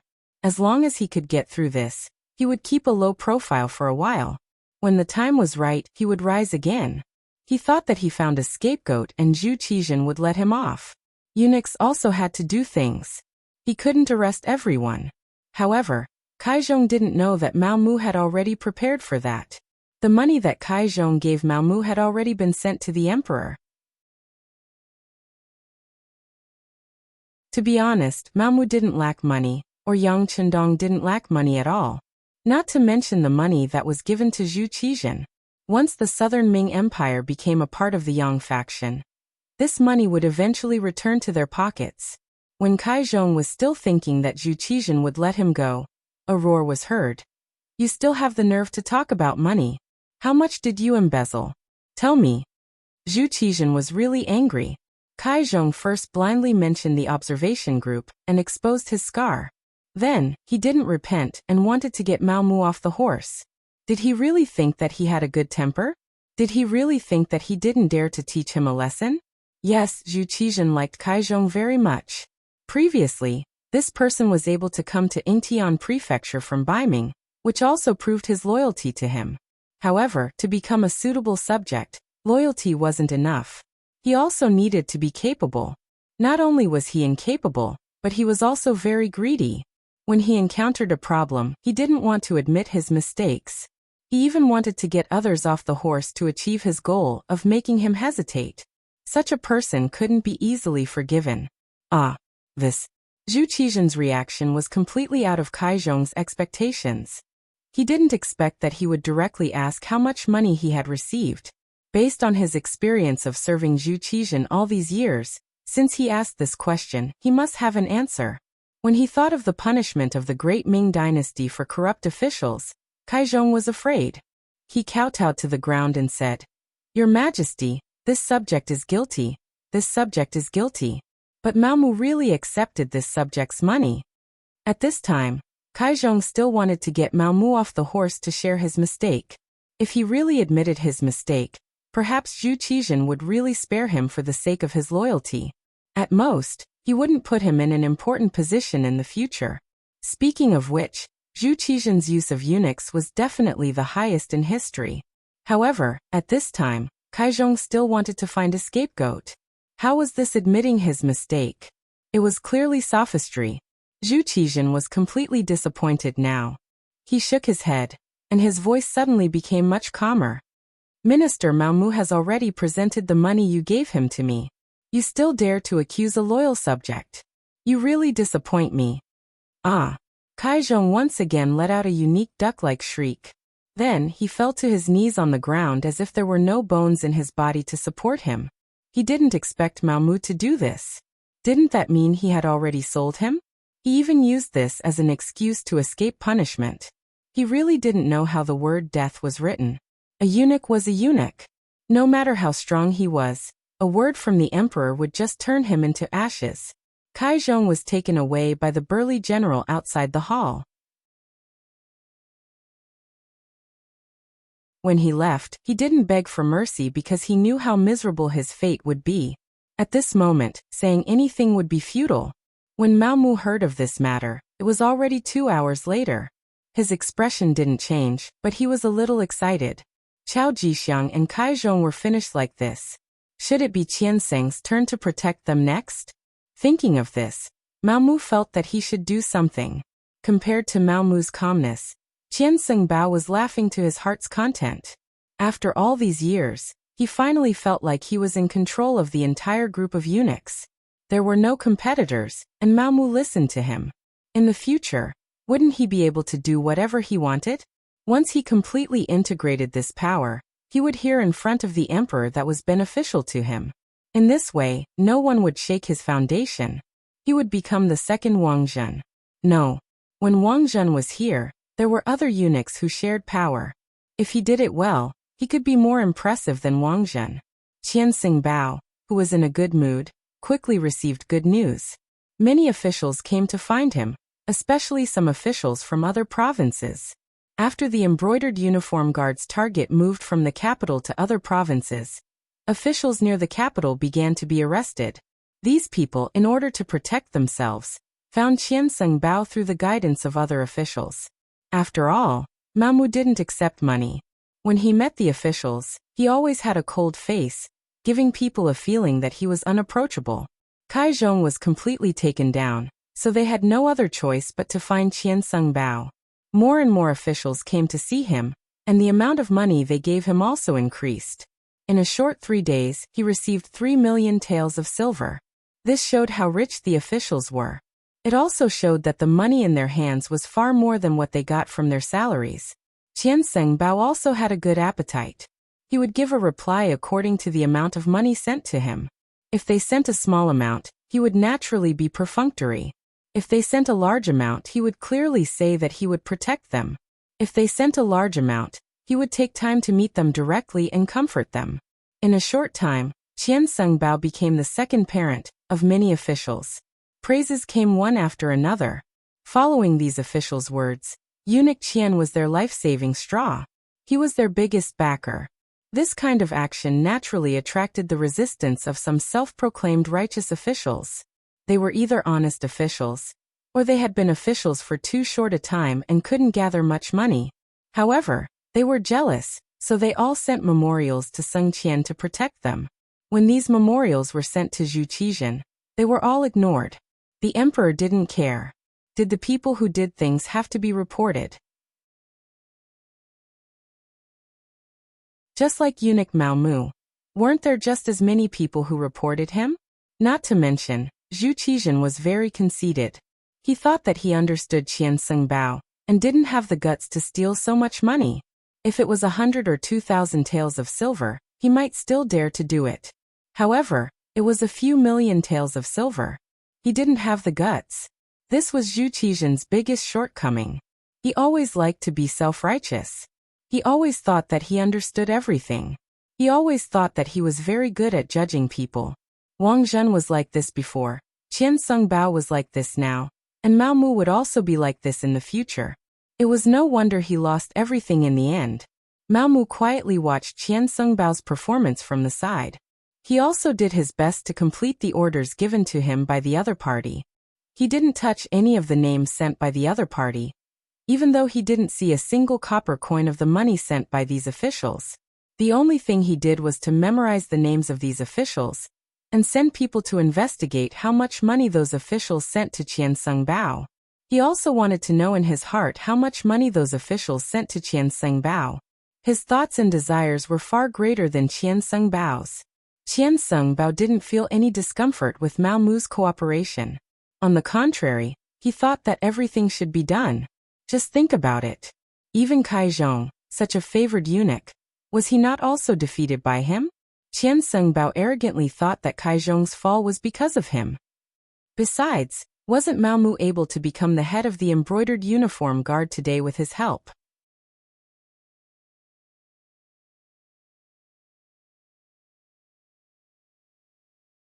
Chapter 1675. Since he could help the other party, he could also pull the other party down. Listening to his orders now was a sign of intelligence. With this kind of arrogance, Qian Sengbao walked further and further down the wrong path. Later, when he sent the name list, he was too lazy to see Mao Mu. Instead, he sent the eunuch beside him to do it. At the same time, he was also preparing to find someone to replace Kai Zhong's position. One day, when the opportunity was right, he was even preparing to find someone to replace Mao Mu's position. No matter how obedient Mao Mu was, it was not as good as someone he personally trained.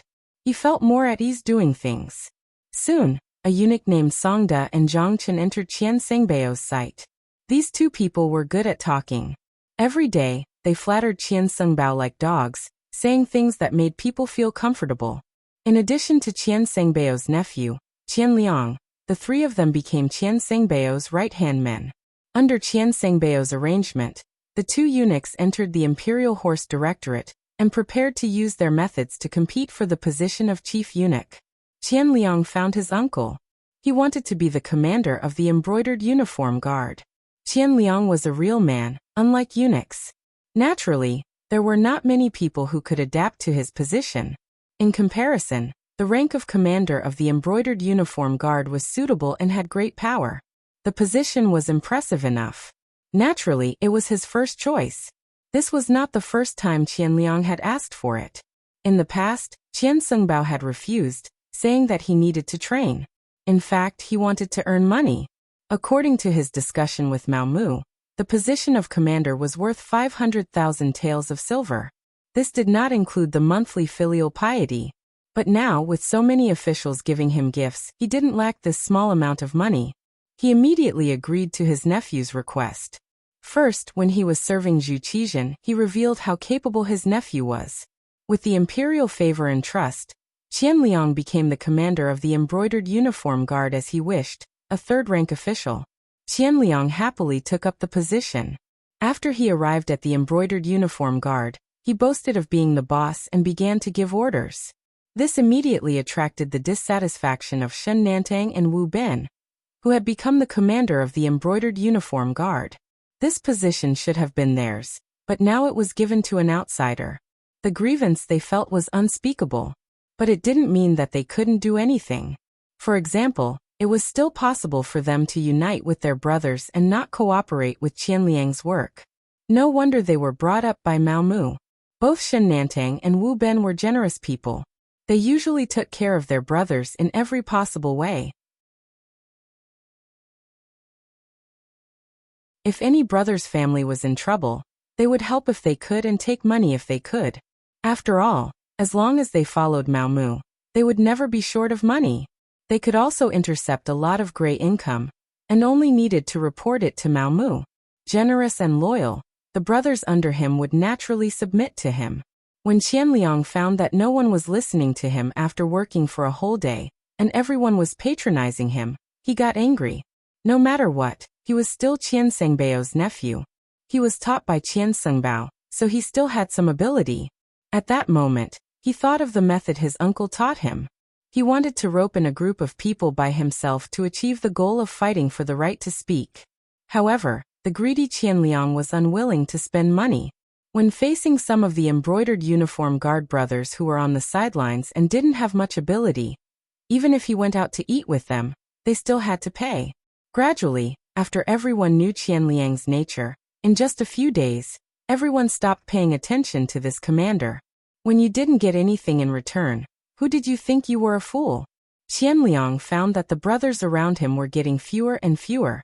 When he was about to become a commander without an army, he finally felt powerless. He had no choice but to ask his uncle, Qian Sengbao, for help. Soon, Mao Mu received a message from a little eunuch sent by Qian Sengbao, asking to see him. In this period of time, Mao Mu had also cultivated a lot of trusted eunuchs. Among them, the most outstanding one was the eunuch called Zhu Tao. Under Mao Mu's intention, he was promoted to the position of deputy chief eunuch in the Empress Palace. Usually, when he wasn't here, it was Zhu Tao who took care of all kinds of things. Godfather, eunuch Qian didn't come with good intentions. Zhu Tao's face was full of worry. When the little eunuch came to deliver the message, he happened to be present. Because of Mao Mu's trust, he also knew that Qianliang had hit a wall in the embroidered uniform guard. Regarding this, Zhu Tao had always been worried. He meant to worship Qianliang like a bodhisattva. No matter what, he was still eunuch Qian Sengbao's nephew. This kind of superficial work still had to be done. If it was in the past, Mao Mu could only do this. However, now that Kai Zhong had fallen from power, Chao Jixiang's power had been uprooted, and only Qian Sengbao was left. He really wasn't afraid of anything. At worst, everyone would fight. Speaking of which, he had a lot of evidence in his hands. Once he took it out, he was afraid that Qian Sengbao wouldn't be able to bear the consequences. That's right, little Taozi. You're right. This time, I'm afraid eunuch Qian will come to make things difficult for this eunuch. Mao Mu nodded. He agreed with this point of view, but he wasn't afraid. This was because taking down Qian Sengbao was originally one of his goals. Only in this way could he truly control the eunuch group. Only then could he reach the left and right harem, and even part of the imperial court's power, when Yang Xie launched an attack. In order to achieve this goal, Qian Sengbao must fall. With a goal, he had to do it. Mao Mu had been preparing for this. But at the same time, he was also very clear that after all, he had followed Zhu Qizhen for so many years and was called a companion. It wasn't so easy to take down Qian Sengbao. If he didn't do it well, he would be in trouble if he couldn't take down the other party. Therefore, he needed a bigger opportunity. Just last night, the group that contacted him had already sent the opportunity to him. The next problem was how to implement it. Now that Qian Sungbao asked him to go over, it was the right time to throw out the bait. He got up and walked calmly in the direction of Qinzheng Hall. Along the way, Mao Mu had already thought about how to face Qian Sungbao and how to answer when questioned. As expected, in the room where Qian Sungbao was resting, Qian Liang was standing beside him. When Mao Mu walked in, Qian Liang immediately had an arrogant look and didn't even look him in the eye. Mao Mu was like an old monk in meditation. He didn't have any reaction to all this. But when he came in front of Qian Sungbao, he bowed respectfully and looked like he was waiting for the emperor's orders. After all, Mao Mu was now the director of the genie guards, and was an acquaintance of the emperor and empress. Qian Sungbao couldn't be too arrogant. So he first squeezed out a smile and then said with a smile, "Eunuch Mao, you're here. Have a seat." "I don't dare.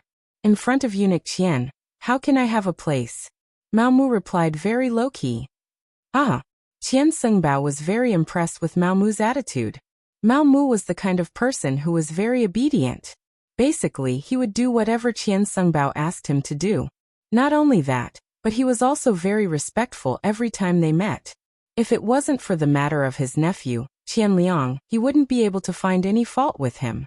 It was precisely because Mao Mu had always been too low-key that Qian Sungbao was very unhappy when a problem arose. In his opinion, Mao Mu was clearly looking down on Qian Liang. That was equivalent to looking down on him. He really needed to give Mao Mu a beating. In Qian Sangbao's eyes, Mao Mu could be where he was today because of his recommendation. Otherwise, Mao Mu would only be a chief eunuch in the Empress Palace who didn't have much power. He was used to being complimented and couldn't stand the slightest bit of grievance. Qian Sungbao was such a person. So when Mao Mu stood firm, he expressed his displeasure. "Eunuch Mao, this duke wants to ask, who exactly does the embroidered uniform guard listen to now? Is it still the embroidered uniform guard under the emperor's command? Why is it that the embroidered uniform guard doesn't listen to the words of the emperor's personal commander? As the director of their factory, shouldn't you say something?" He was denouncing Mao Mu.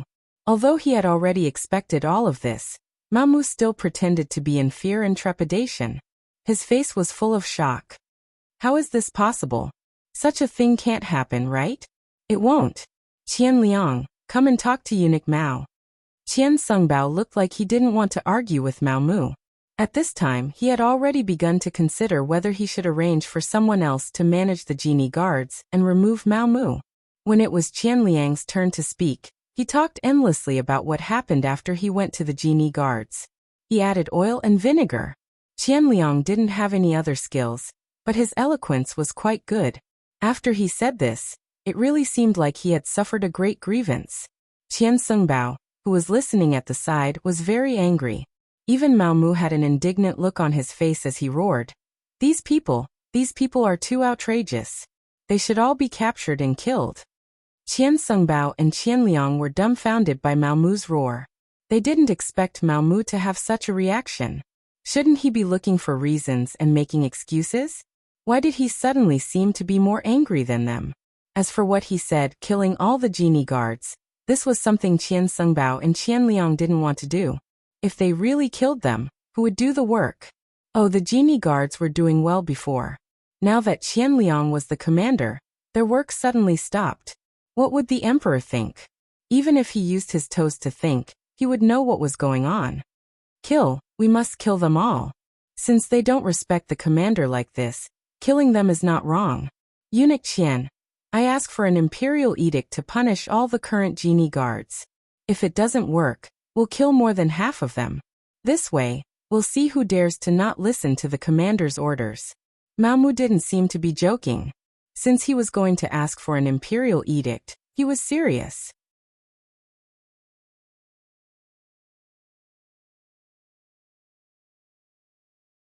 Chapter 1676. Of course, Qian Sungbao wouldn't agree. Although he was very angry that the embroidered uniform guards didn't obey his nephew's orders. But if he had to kill them all because of this, he would not do such a thing. Therefore, the person who should be condemning him became the one who comforted him. "Ayaya, Eunuch Mao, calm down, calm down. You can't do things like this. How can you fight and kill for no reason? Yes. I was too agitated. It's just that I really don't know about this matter. I've been taking care of the Empress for a while, and haven't been to the brocade guard's yamen. If you don't believe me, Commander Qian, think about it carefully. Have you seen me in the past few days? Mao Mu knew that he had the upper hand, so he stopped and asked Qian Liang. Qian Liang thought about it carefully and found that it was true. He immediately replied, "That's right. I haven't seen eunuch Qian in the embroidered uniform guard these few days." That's right. It's all a misunderstanding. However, it doesn't matter. I'll go to the embroidered uniform guard and gather those brats. I'll give them a good lecture, and have Commander Qian give them a good lecture. What do you think, eunuch Qian? Mao Mu seemed to be speaking in a submissive tone. What could Qian Sengbao say when he had such a proper attitude? He could only nod and say, "Since it's a misunderstanding, I've wronged eunuch Mao. Then we'll do as you say." Thank you for your understanding, eunuch Qian. Mao Mu's body straightened at this moment. The atmosphere eased up a lot, and the three people all had smiles on their faces. Since the atmosphere eased, there was no need to be so serious. Mao Mu said, "Eunuch Qian, Commander Qian, it's not difficult to deal with these embroidered uniform guards.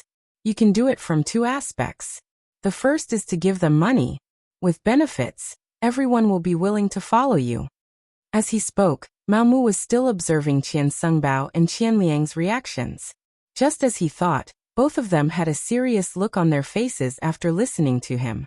Obviously, for misers like them, it was more appropriate for others to give them money. Asking them to take out their money and hand it over to their subordinates was even more unbearable than killing them. Mao Mu then continued, "If we don't give them money, then we can only take the second path, which is to display enough ability to intimidate them. Coincidentally, there is a matter that His Majesty has instructed me to discuss the issue of grain with Wuxia. If this matter is done well, this merit will be enough to intimidate others, and we won't have to worry about the brocade guards not being obedient." Listening to Mao Mu's words, Qian Liang originally wanted to say that his ability was mediocre. It was too difficult to prove to others with his ability. But before he could say anything, he heard about the problem of food. He couldn't help but open his ears wide. At this moment, Qian Sengbao's expression turned serious. His intuition told him that this matter of food could be done. After all, it was part of the procurement process. As long as one was a eunuch in the palace or an official in the imperial court, who wouldn't know that when it came to procurement, there were always benefits to be gained. "Eunuch Mao, what exactly is going on? Tell me about it." Qian Sengbao took this to heart. When he asked about Mao Mu, his attitude became much more amiable. Mao Mu, who had been waiting for this sentence, explained the task that His Majesty had instructed him to do in detail. It turned out that ever since Wuxia was assassinated in the capital and the imperial edict in Chao Jixiang's hands, although Wuxia didn't declare war on the southern Ming Empire, he had been preparing for it. It was said that there were many official ships that went from Qiqian City to Laizhou Prefecture every day, transporting all kinds of supplies before the war. Of course, the southern Ming Empire wasn't idle either.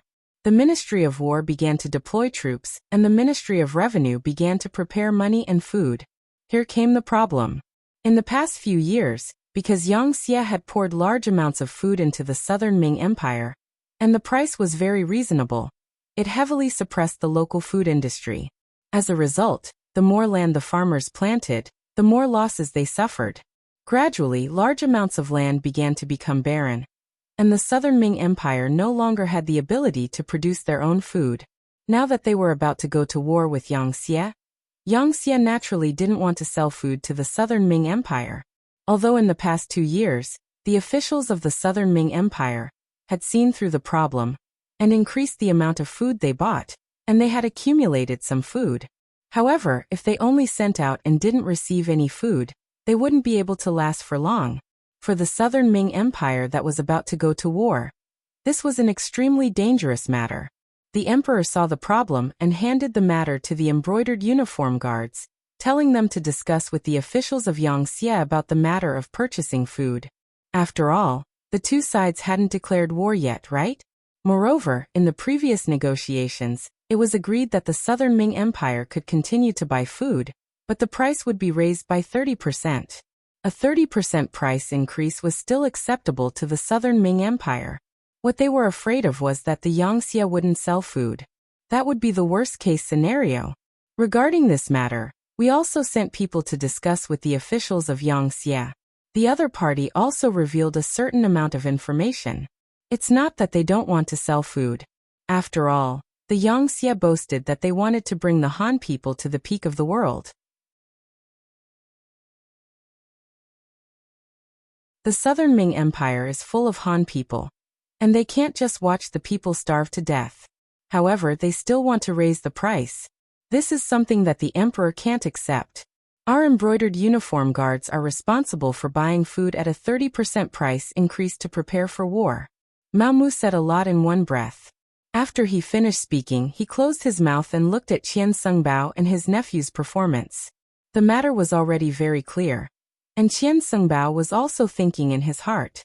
If this was the case, this was indeed a good job.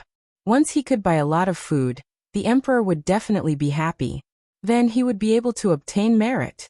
However, the problem was that it wasn't easy to talk about the price of food. Thus, he asked the crucial question. Eunuch Mao, does the emperor mean that there's a possibility of the price increasing? The emperor naturally hopes that it will be as low as possible. However, the food is now in the hands of others. Of course, it's not up to us to decide. If it must increase, then we can only accept it. Mao Mu spread out his hands, and there was a hint of helplessness on his face. This meant that there was room for fluctuation. This way, not only could this task be completed, there might even be a lot of profit in the process. Qian Sengbao's eyes lit up. He had already decided to accept this task for his nephew. When he looked at Mao Mu, he didn't blame him at all. Not only that, his eyes were filled with admiration. It seemed that he had really wronged him before. If Mao Mu really didn't want Qian Liang to be the commander, then why would he mention such an important task? When he thought about how he had wronged him, a trace of guilt flashed across Qian Sengbao's face. He then said, Eunuch Mao, it was indeed a misunderstanding. I have wronged you. How about this? Qian Liang will accept this task. When you return, please hand over the relevant matters. What do you think? Everything will be done according to Eunuch Qian's wishes.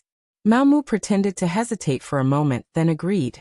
As for whether the other party would gain merit because of this, sorry, this was originally a trap. Qian Liang was willing to fall into it, so he couldn't blame others. Mao Mu was politely sent away. Qian Sengbao and his nephew, Qian Liang, went into a secret meeting. Because of the big trouble, Qian Sengbao even called the eunuch, Songda, to help Qian Liang. After that, he repeatedly reminded Songda that the matter must be done well, so that he could show his face in front of the emperor. After Qian Liang received a good task, he was naturally very excited. Soon, he brought Songda out of the palace and went straight to Yangxia's office in the capital. In the office, a young official, Wang Tongsheng, who was only 24 years old, was already waiting for Qian Liang to visit. Wang Tongsheng, a student of the 6th batch of Yangxia Academy in Crimson City. When he graduated, he was ranked first in all aspects and caught the eye of Yang Qindong. First, he was sent to the city lord's mansion and started from a small position. His work ability was once recognized by city lord Yu Qian. After that, he was trained by Yang Qindong. This time, he was sent to Southern Ming to cooperate with Mao Mu to seize power. As a student of the Yang Family Academy, there was no need to talk about their ability. More importantly, they were loyal to their leader, Yang Qindong. In the eyes of these students, without Yang Qindong, they wouldn't have everything they had now. In addition, in ancient times, students were very respectful to their teachers.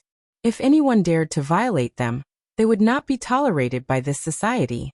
This kind of student was naturally worthy of trust. Wang Tongsheng was a person who was trusted. Before he came, Yang Qindong specially called him over to give him some instructions. He was very clear about the task this time.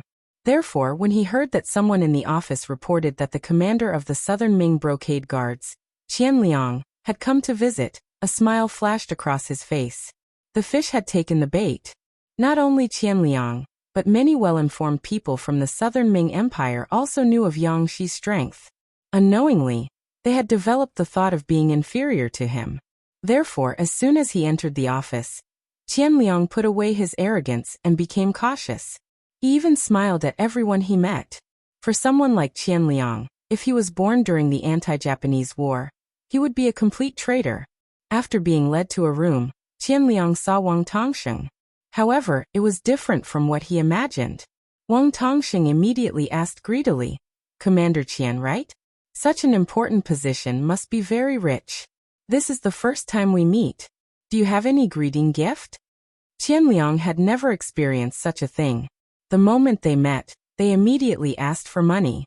Even the most savage and unscrupulous group of eunuchs in his eyes didn't seem to do things so blatantly. For a moment he was stunned. Qianliang didn't respond.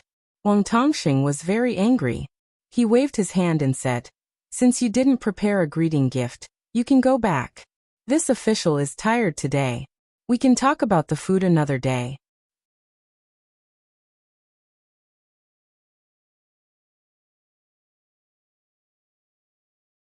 Chapter 1677.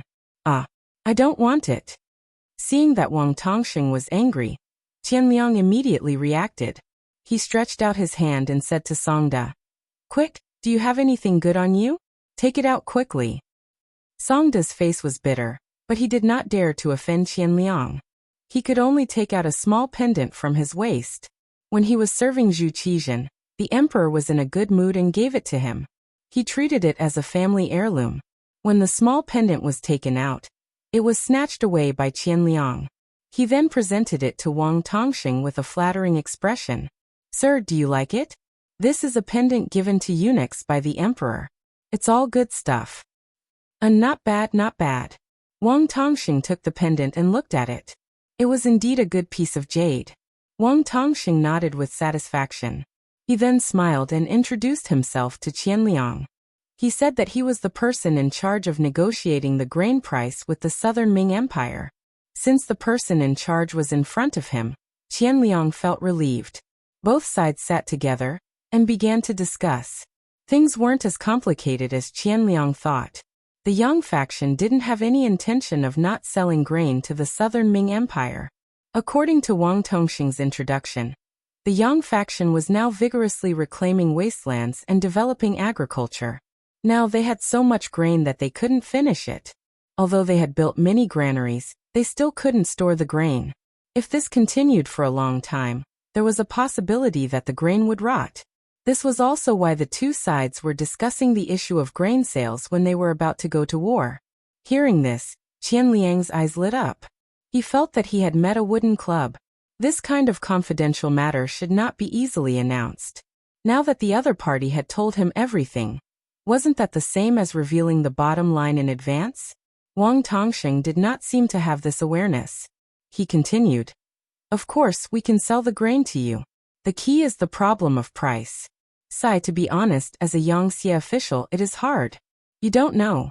Although we seem to be treated well, there are too many people relying on me. I pity my wife and 6 concubines. How am I going to feed them?" As they chatted, Wang Tongxing began to talk about his own difficulties. Qianliang was stunned when he heard this.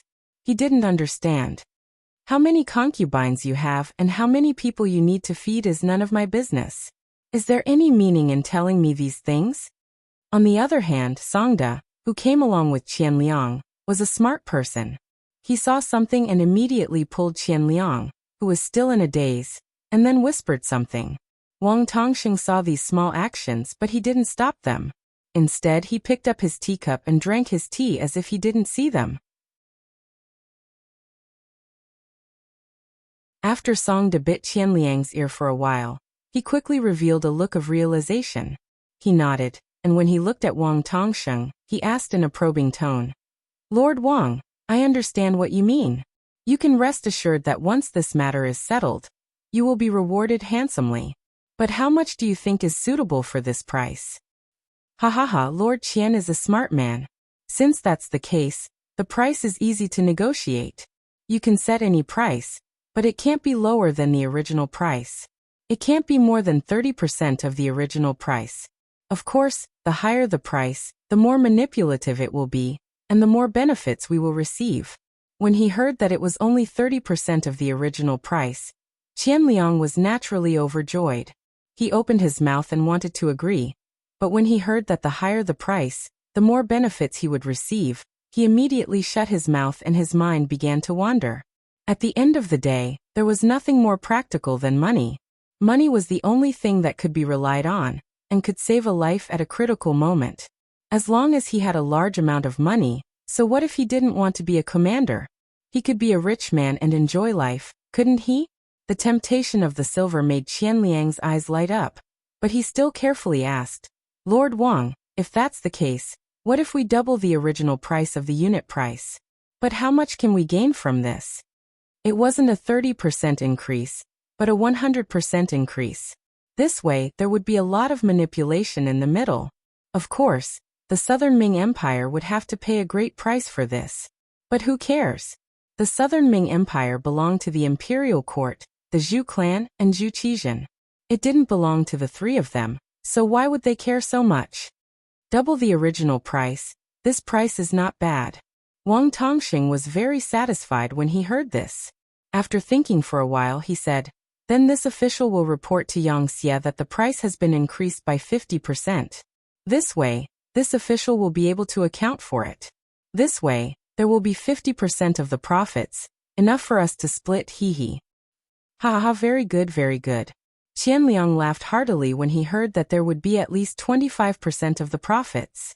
Neither side had expected the matter to progress so smoothly. However, they were both greedy people. What they cared about was getting the money in the bag. In order to get the silver as soon as possible without any accidents, Qianliang stood and said, in that case, I will report this matter to the court. I think there will be news soon. Good, then I'll have to trouble Lord Qian. This official will wait here for your good news. Wang Tongxing also stood up with a satisfied smile on his face. When he saw that Qianliang and Songde were about to leave, he didn't forget to add, next time, don't forget to bring a greeting gift. This caused Qianliang and Songde to stagger and almost fall to the ground. At almost the same time, a word appeared in their minds, corrupt official. Because of this, the two of them trusted Wang Tongxing even more.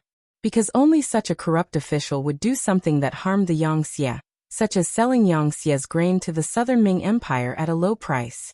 This gave them the opportunity to earn a large sum of money from the difference in price. Qianliang and Songde left. They didn't know that when they walked out of Wuxia's office, the greedy Wang Tongxing behind them had already returned to his original appearance. His expression was calm, and his eyes were spirited. He didn't look like a greedy official at all. The two of them quickly returned to the imperial palace, and saw Qian Sengbao and eunuch Zhangchun who was serving him. Seeing that there were no outsiders, the two of them gave a detailed report of their meeting. They reported that Wang Tongxing had asked for a greeting gift the moment they met, and reminded them to bring a greeting gift the next time they met. When Qian Sengbao heard this, he couldn't help but laugh. This Bugnam of Gojoseon, he's good at fighting and is also an excellent commander. However, when it comes to managing officials, he really isn't that good. However, this is also good. Otherwise, how can we earn money from this? Seeing that Qian Sengbao seemed to have agreed, Qianliang went forward and said, Uncle, this matter can be done. However, isn't doubling the original price a bit too much? Not much, not much. Qian Sengbao shook his head and said, you don't understand the emperor's heart. What the emperor wants is to be able to buy grain and have enough war reserves. Besides, buying grain isn't a long-term plan. Didn't you see that the imperial court has already started preparing for spring? In the future, our land will also be able to grow grain, and we won't need to buy from Wuxia. Therefore, we have to seize the opportunity in front of us to make a fortune. Otherwise, we don't know when we will have such an opportunity. Qian Sengbao was Zhu Qizhan's chief eunuch, so he naturally knew more. He also understood Zhu Qizhan's thoughts better than others. When Qian Sengbao said this, Qianliang's eyes lit up as he said, Uncle, since this is the case, then nephew should write a report? Yes, immediately write a report. Remember, you have to write down how you tried to persuade Wuxia's officials. This is a good opportunity for you to make a name for yourself. Qian Sungbao instructed. Qian Liang nodded continuously. Uncle, don't worry. Nephew knows what to do. Oh right, of the 25% profit, 15% is to be filial to uncle. All these years, uncle has taken care of nephew so much. Nephew is very grateful. Seeing Qian Liang being so tactful, Qian Sungbao laughed in satisfaction. Then he patted Qian Liang's shoulder and said, "Well said, well said." Actually, uncle is old and won't live for long. In the future, uncle's money will be left to you. Haha. Yes, yes. This scene of uncle and nephew being harmonious was seen by Songda and Zhang Chun. The two of them were envious. Why didn't they have such a good uncle? Qian Liang was a man of action. He quickly finished writing the report, and even found a literate eunuch to polish it. Then Qian Sungbao personally delivered it to Zhu Qizhen. Hearing that the matter of grain was settled, Zhu Qizhen was very happy. When he received the report, he sighed and said, "My wife is my beloved official. My wife's nephew is also not bad. Truly a family of two." Receiving such praise, Qian Sungbao was very excited. However, his eyebrows didn't move at all. Instead, he said seriously, "Everything this subject has is given to me by the emperor. It is my duty to work for the emperor. I don't dare to be greedy." Good. Seeing Qian Sengbao's neither arrogant nor impatient appearance, Zhu Qizhen was even happier. He opened the report and read it. Then his expression became more serious. He said with displeasure, "Why is the price so expensive? Our financial pressure is too great." Knowing that Zhu Qizhen would say this, Qian Sungbao quickly explained, "Your Majesty, there is nothing we can do about it. After all, we are going to war with the Wuxia. As two people who are going to be enemies, it is already very difficult for them to sell grain to us. This is also because Qian Liang used the reason that the Han people of the southern Ming dynasty don't have any grain to eat. If we use this as military grain, I'm afraid that the other side won't sell it to us even if we give them mountains of gold and silver."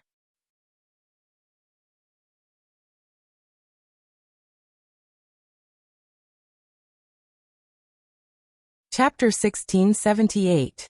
That makes sense. Since that's the case, let's talk about it. But remember, you must buy more. No one knows how long this war will last. We must make more preparations. Zhu Qizhen felt that Qian Senbao's words were reasonable and nodded in agreement. Since Zhu Qizhen agreed, Qian Senbao's heart could be at ease. After leaving Qinzheng Hall, he called Qian Liang and Songda and told them to immediately go to Yang Xie's office to settle the matter, so as to avoid any problems or the other party increasing the price. Then he took out a jade ruby that the emperor had bestowed to him and said, "This is a meeting gift for Sir Wang. You must handle this matter well." "Uncle, please rest assured. Please rest assured, Qian Gonggong." Qian Liang and Songda agreed with a smile. After receiving the jade ruby, they quickly made preparations and left the palace. In Yang Xie's office, Qian Liang once again met Wang Tongsheng. When he took out the jade ruby, the other party was clearly very satisfied. The following conversation went even more smoothly. In the end, they settled on an agreement to buy 10 million share of grain first. The salary of the Great Ming Dynasty's officials was very low. The 7th-ranked county magistrate of the Ming Dynasty only had an annual income of 90 share, which was less than 200 taels of silver. They also had to feed a large number of people. In order to dominate the entire southern Ming Dynasty's market, Yang Xie sold grain at a very low price. 1 share, about 120 caddies, was originally sold for 2 taels of silver by Yang Xie. Now it was 4 taels of silver. 10 million share was 40 million taels of silver. The actual payment to Yang Xie was only 30 million taels of silver. The uncle and nephew of the Qian family earned 5 million taels of silver. After the agreement was settled, Yang Xie's office began to transport the grain. Qian Liang said that the next time they met, he would bring money and make preparations to receive the grain. Both sides happily parted, but Wang Tongsheng still didn't forget to say that the next time they came, they had to bring a meeting gift. This made Qian Liang extremely angry. After this transaction, the other party could earn 5 million taels of silver. Wasn't that enough? They even wanted a meeting gift. They were even more greedy than him. After watching Qian Liang and Song De leave in a hurry, Wang Tongxing said to one of his followers with a smile on his face, "Go and spread the news. The matter is done. We can start now." "Yes, sir." The follower replied and quickly left. Not long after, Mao Mu received news from the liaison team that they could take action. He rubbed his hands together and said to eunuch Zhu Hai, "Little Hai, let's act according to plan." "Yes, eunuch Mao." Zhu Hai's heart thumped wildly. As Mao Mu's trusted eunuch, he already knew that his father-in-law wanted to deal with Qian Sengbao. Previously, his heart had been hanging in the air because he knew what would happen if he failed in such a battle. However, in order to obtain more power, they had no choice but to fight. Fortunately, his master's plan was meticulous. Now that he saw that most of the matter had been accomplished, he could finally rest assured and get to work. Half a day after Zhu Hai left, a rumor began to circulate in Jingdou. If an official wanted to protect himself, it was useless to find a monk to protect him. Mao Mu of the Brocade Guard was the one who had the final say. As soon as the news came out, many officials became nervous. They had just sent a large sum of silver to Monk Qian not long ago. Now that he said it was useless, they had to get the money back and transfer it to Mao Mu. But after all, it was just a rumor and had not been confirmed. Everyone wanted to continue observing and not be confused by this news without a source. What happened next did not need them to linger around. The Brocade Guard suddenly came to the manor of the Ministry of Justice's censor, He Xingqiao, and took him away. He Xingqiao's sudden arrest made everyone's hair stand on end. A few days ago, when everyone was drinking together, He Xingqiao, who had drunk a little too much, said that he had sent 50,000 taels of silver to Monk Qian. However, he had now been taken away by the Brocade Guard. Did this not prove that the rumor was true? No one wanted to be the next person to be taken away. After a discussion, the officials chose a few representatives to enter the palace to see Monk Qian. "Since your words no longer have any effect on the Brocade Guard, you should return the silver we sent, and we will send it to eunuch Mao Mu. In short, we don't care how you fight, but don't encroach on our power." One official was not scary. What was scary was dozens of officials gathered together. Even Zhu Qizhen would have a headache dealing with this force. Zhu Qizhen did not know about this at this time. He was listening to Mao Mu's secret report. Since it was a secret report, of course he would not let more people be present. Especially when he heard that this secret report was related to his partner, Monk Qian. All the eunuchs in the Qinzheng Hall were driven out. Only 2 eunuchs, Mao Mu and Zhang Chun, were left. Zhang Chun, the eunuch who was regarded as Monk Qian's confidant, had another identity. He was Mao Mu's spy. There was nothing in the world that money could not solve. If it could not be solved, then money would be added. Zhang Chun had been bought over by Mao Mu long ago. That was when Zhang Chun was just a little eunuch. He entered the palace because his family was poor. Once he was accidentally discovered by Mao Mu. That day he happened to go out to buy silk for the empress. He saw Zhang Chun's father saying something at the palace gate. At that time, Zhang Chun's face was full of tears. With the idea of making more good karma, Mao Mu walked forward and learned that Zhang Chun's mother was seriously ill and urgently needed money. Zhang Chun's father really had no choice. Only then did he think of his son in the palace who was no longer a healthy person. But at that time, Zhang Chun was just the lowest level eunuch. He had no power, no influence, and no extra money. It was not easy to get some monthly allowance, but it was deducted by the eunuchs. There was not much left. Mao Mu took out 100 taels of silver at one time. Zhang Chun was so grateful that he wanted to kneel down on the spot. From then on, Zhang Chun became Mao Mu's man. However, because his level was too low, and Mao Mu was very low-key at that time, no one noticed this matter. From then on, Mao Mu kept giving Zhang Chun money. Zhang Chun was also a smart and capable person. Step by step, he became Qian Sengbao's right-hand man, and became his right-hand man. Mao Mu brought Zhang Chun to Zhu Qizhen to report to him about the food. When Zhang Chun knelt on the ground and told Zhu Qizhen everything he heard from Qian Sengbao, Zhu Qizhen's face was gloomy. He admired Qian Sengbao very much. He felt that Qian Sengbao's words and actions were in line with his temperament. Therefore, he kept him by his side and treated him as an existence like Wang Zhen. Wang Zhen grew up with Zhu Qizhen. Otherwise, he would not be called Zhu Qizhen's partner. In contrast, Qian Sengbao came to Zhu Qizhen's side later. The reason why he was called Zhu Qizhen's partner was a kind of commemoration. It showed that the emperor did not forget Wang Zhen in his heart. In fact, they were not at the same level at all. If Wang Zhen did something out of line, Zhu Qizhen would at most punish him verbally. After that, he would still be in an important position. But if it was Qian Sengbao, then it would be different. This was someone who could be replaced. After all, he was here to replace Wang Zhen. When he heard that Qian Sengbao, his most trusted eunuch, actually extended his hand into the food business and caused the southern Ming Empire to lose 10 million taels of silver in one go, Zhu Qizhen had already sentenced him to death in his heart. Zhu Qizhen could tolerate Qian Sengbao's small mistakes, such as accepting bribes from some officials. But when it came to major issues, he absolutely could not tolerate it. Beloved Minister Mao, is this true? Zhu Qizhen still maintained a trace of calmness in his mind. He knew that he could not only listen to one side of the story. It is true. Reporting to Your Majesty, after this subject found out about this matter, this subject has already done an investigation and sent people to question that official from the Yang family. This is the other party's testimony. As Mao Mu spoke, he handed over another memorial, which recorded Wang Tongxing's testimony. The Southern Ming Empire's officials naturally could not do anything to Yang Xie's officials. However, Mao Mu was different. He was originally Yang Qindong's person. Wang Tongxing's mission was to cooperate with him. This time, he would naturally betray Qian Liang and the others. Zhu Qizhen reached out and took the memorial. After reading it, he was burning with anger. He sternly said, "Someone come bring Qian Sengbao over to Zhen." As soon as the decree was issued, a small eunuch came over and knelt on the ground, trembling as he said, "Your Majesty, there are many officials outside. They are all looking for Qian Fengbao. They said that Qian Fengbao accepted the money but did not do anything. They are clamoring for a refund." What happened?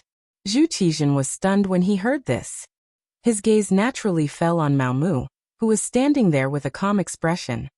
"Reporting to Your Majesty, something must have happened because Qian Fengbao accepted the money from those officials. Your Majesty, Qian Fengbao had already informed this subject before. However, the problem is that Qian Fengbao wanted to protect too many people. Many of them are problematic officials. They said very negative things in private. They said that our Southern Ming Empire is not a match for Yang Xie. If we must go to war, it would be like smashing an egg against a rock. There were also some who persuaded our Southern Ming Empire to submit to Yang Xie. It is absolutely impossible to not capture such people. Otherwise, there will be a big problem. Qian Fengbao still wanted to protect them. This subject was also in a difficult position. However, considering the imperial court and our Southern Ming Empire, this subject still sent people to capture them. There was no need to say anything more. Zhu Qizhen had already figured out the whole story. He really did not expect that Qian Fengbao, who had always seemed very loyal, would become like this. He actually wanted to affect the Southern Ming Empire's plan with his own strength. He even won over so many officials. The most important thing was that the other party came knocking on his door. It was truly a display of incompetence and greed. There was no need to use such a person anymore. There was also no need to leave any face.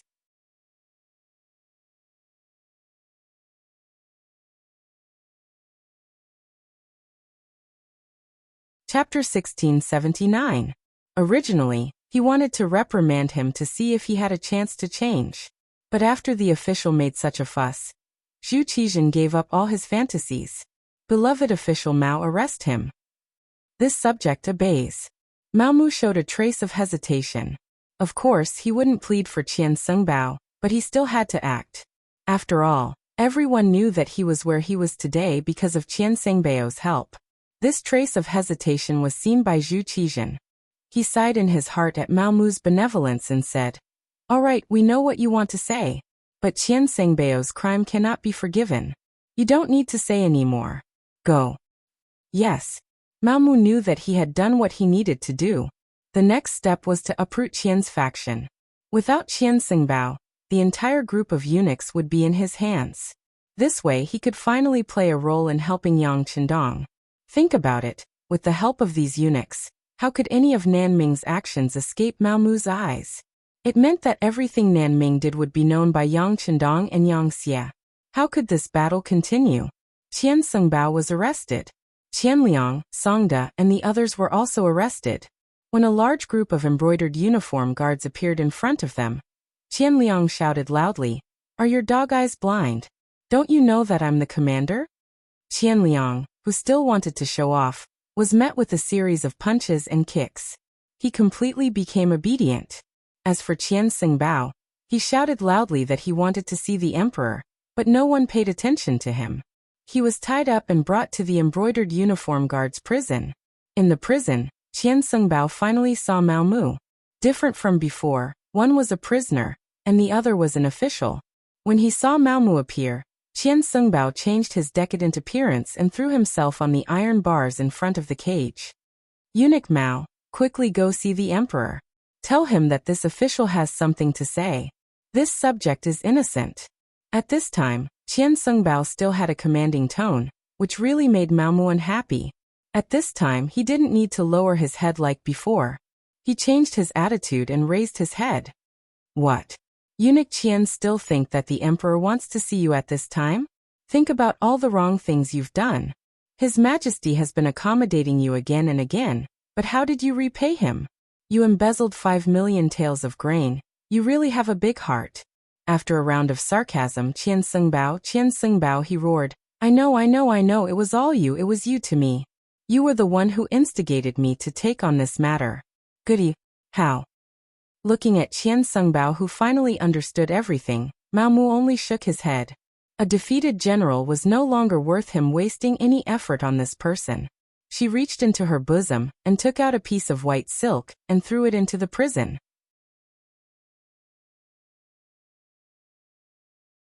The emperor said that since you have served him for so many years, he will give eunuch Qian a dignified death. Kill yourself. Finishing, Mao Mu turned and left. Ignoring Qian Xingbao's angry shouts and pleas, he headed in the other direction of the prison. Wang Zhuo, Chun Sun, and the other court officials were locked up there. After these officials were captured and sent to the discipline prison, they really didn't suffer much. They were arranged to be in a clean single room. Every day they were fed well. There was paper, ink, and brush in front of them. On the surface, it was for them to report their problems, but on the surface it was for them to practice calligraphy. After all, there was no entertainment in prison. Practicing calligraphy could calm the mind. Although Mao Mu had come a few times before, he had never had a deep conversation. At that time his position was not stable. Now it was different. The chief eunuchs who were older than him had been taken down one by one. The remaining eunuchs were tactfully under him. He could finally do what he wanted in prison. He didn't need to be afraid of others spying on him or reporting him. The first to arrive was Wang Zhuo's room. When the embroidered uniform guard opened the door, Wang Zhuo was practicing calligraphy. He didn't seem to have any intention of stopping when he saw Mao Mu arrive. He had a feeling that Mao Mu was different from the other eunuchs. However, before the other party revealed his intentions, he wouldn't say anything. This one greets official Wang. When there was no one else in the prison, Mao Mu immediately gave a junior's greeting. Wang Zhuo finally put down the brush in his hand. He turned around and said, "Why is eunuch Mao doing this? Right now you are an official and I am a prisoner. There is no need for such formalities." "No, official Wang is not a prisoner. You are not guilty. The reason why you were brought here is because I don't want you to work for the Southern Ming Empire. This is all Bugnam of Gojoseon's intention." Mao Mu finally decided to speak the truth. He also believed that at this time, Wang Zhuo should know what to do. As expected, when he said this, Wang Zhuo was stunned. After a long while he sighed and said, "Bugnam of Gojoseon really has good methods. He even has his hands in the palace. Hee, if this old man's guess is correct, eunuch Mao should have the final say in the palace." As official Wang thinks, the stones that should be moved have been moved. Right now, this subject's words still have some weight in the palace. Mao Mu replied modestly. He, amazing, amazing. Wang Zhua sighed. When he looked at Mao Mu, his attitude became more serious. However, what ability did this old man have to make Bugnam of Gojoseon calculate and arrange things like this? In fact, even if this old man was in court, the Southern Ming Empire wouldn't be a match for Bugnam of Gojoseon. This is different. Mao Mu shook his head.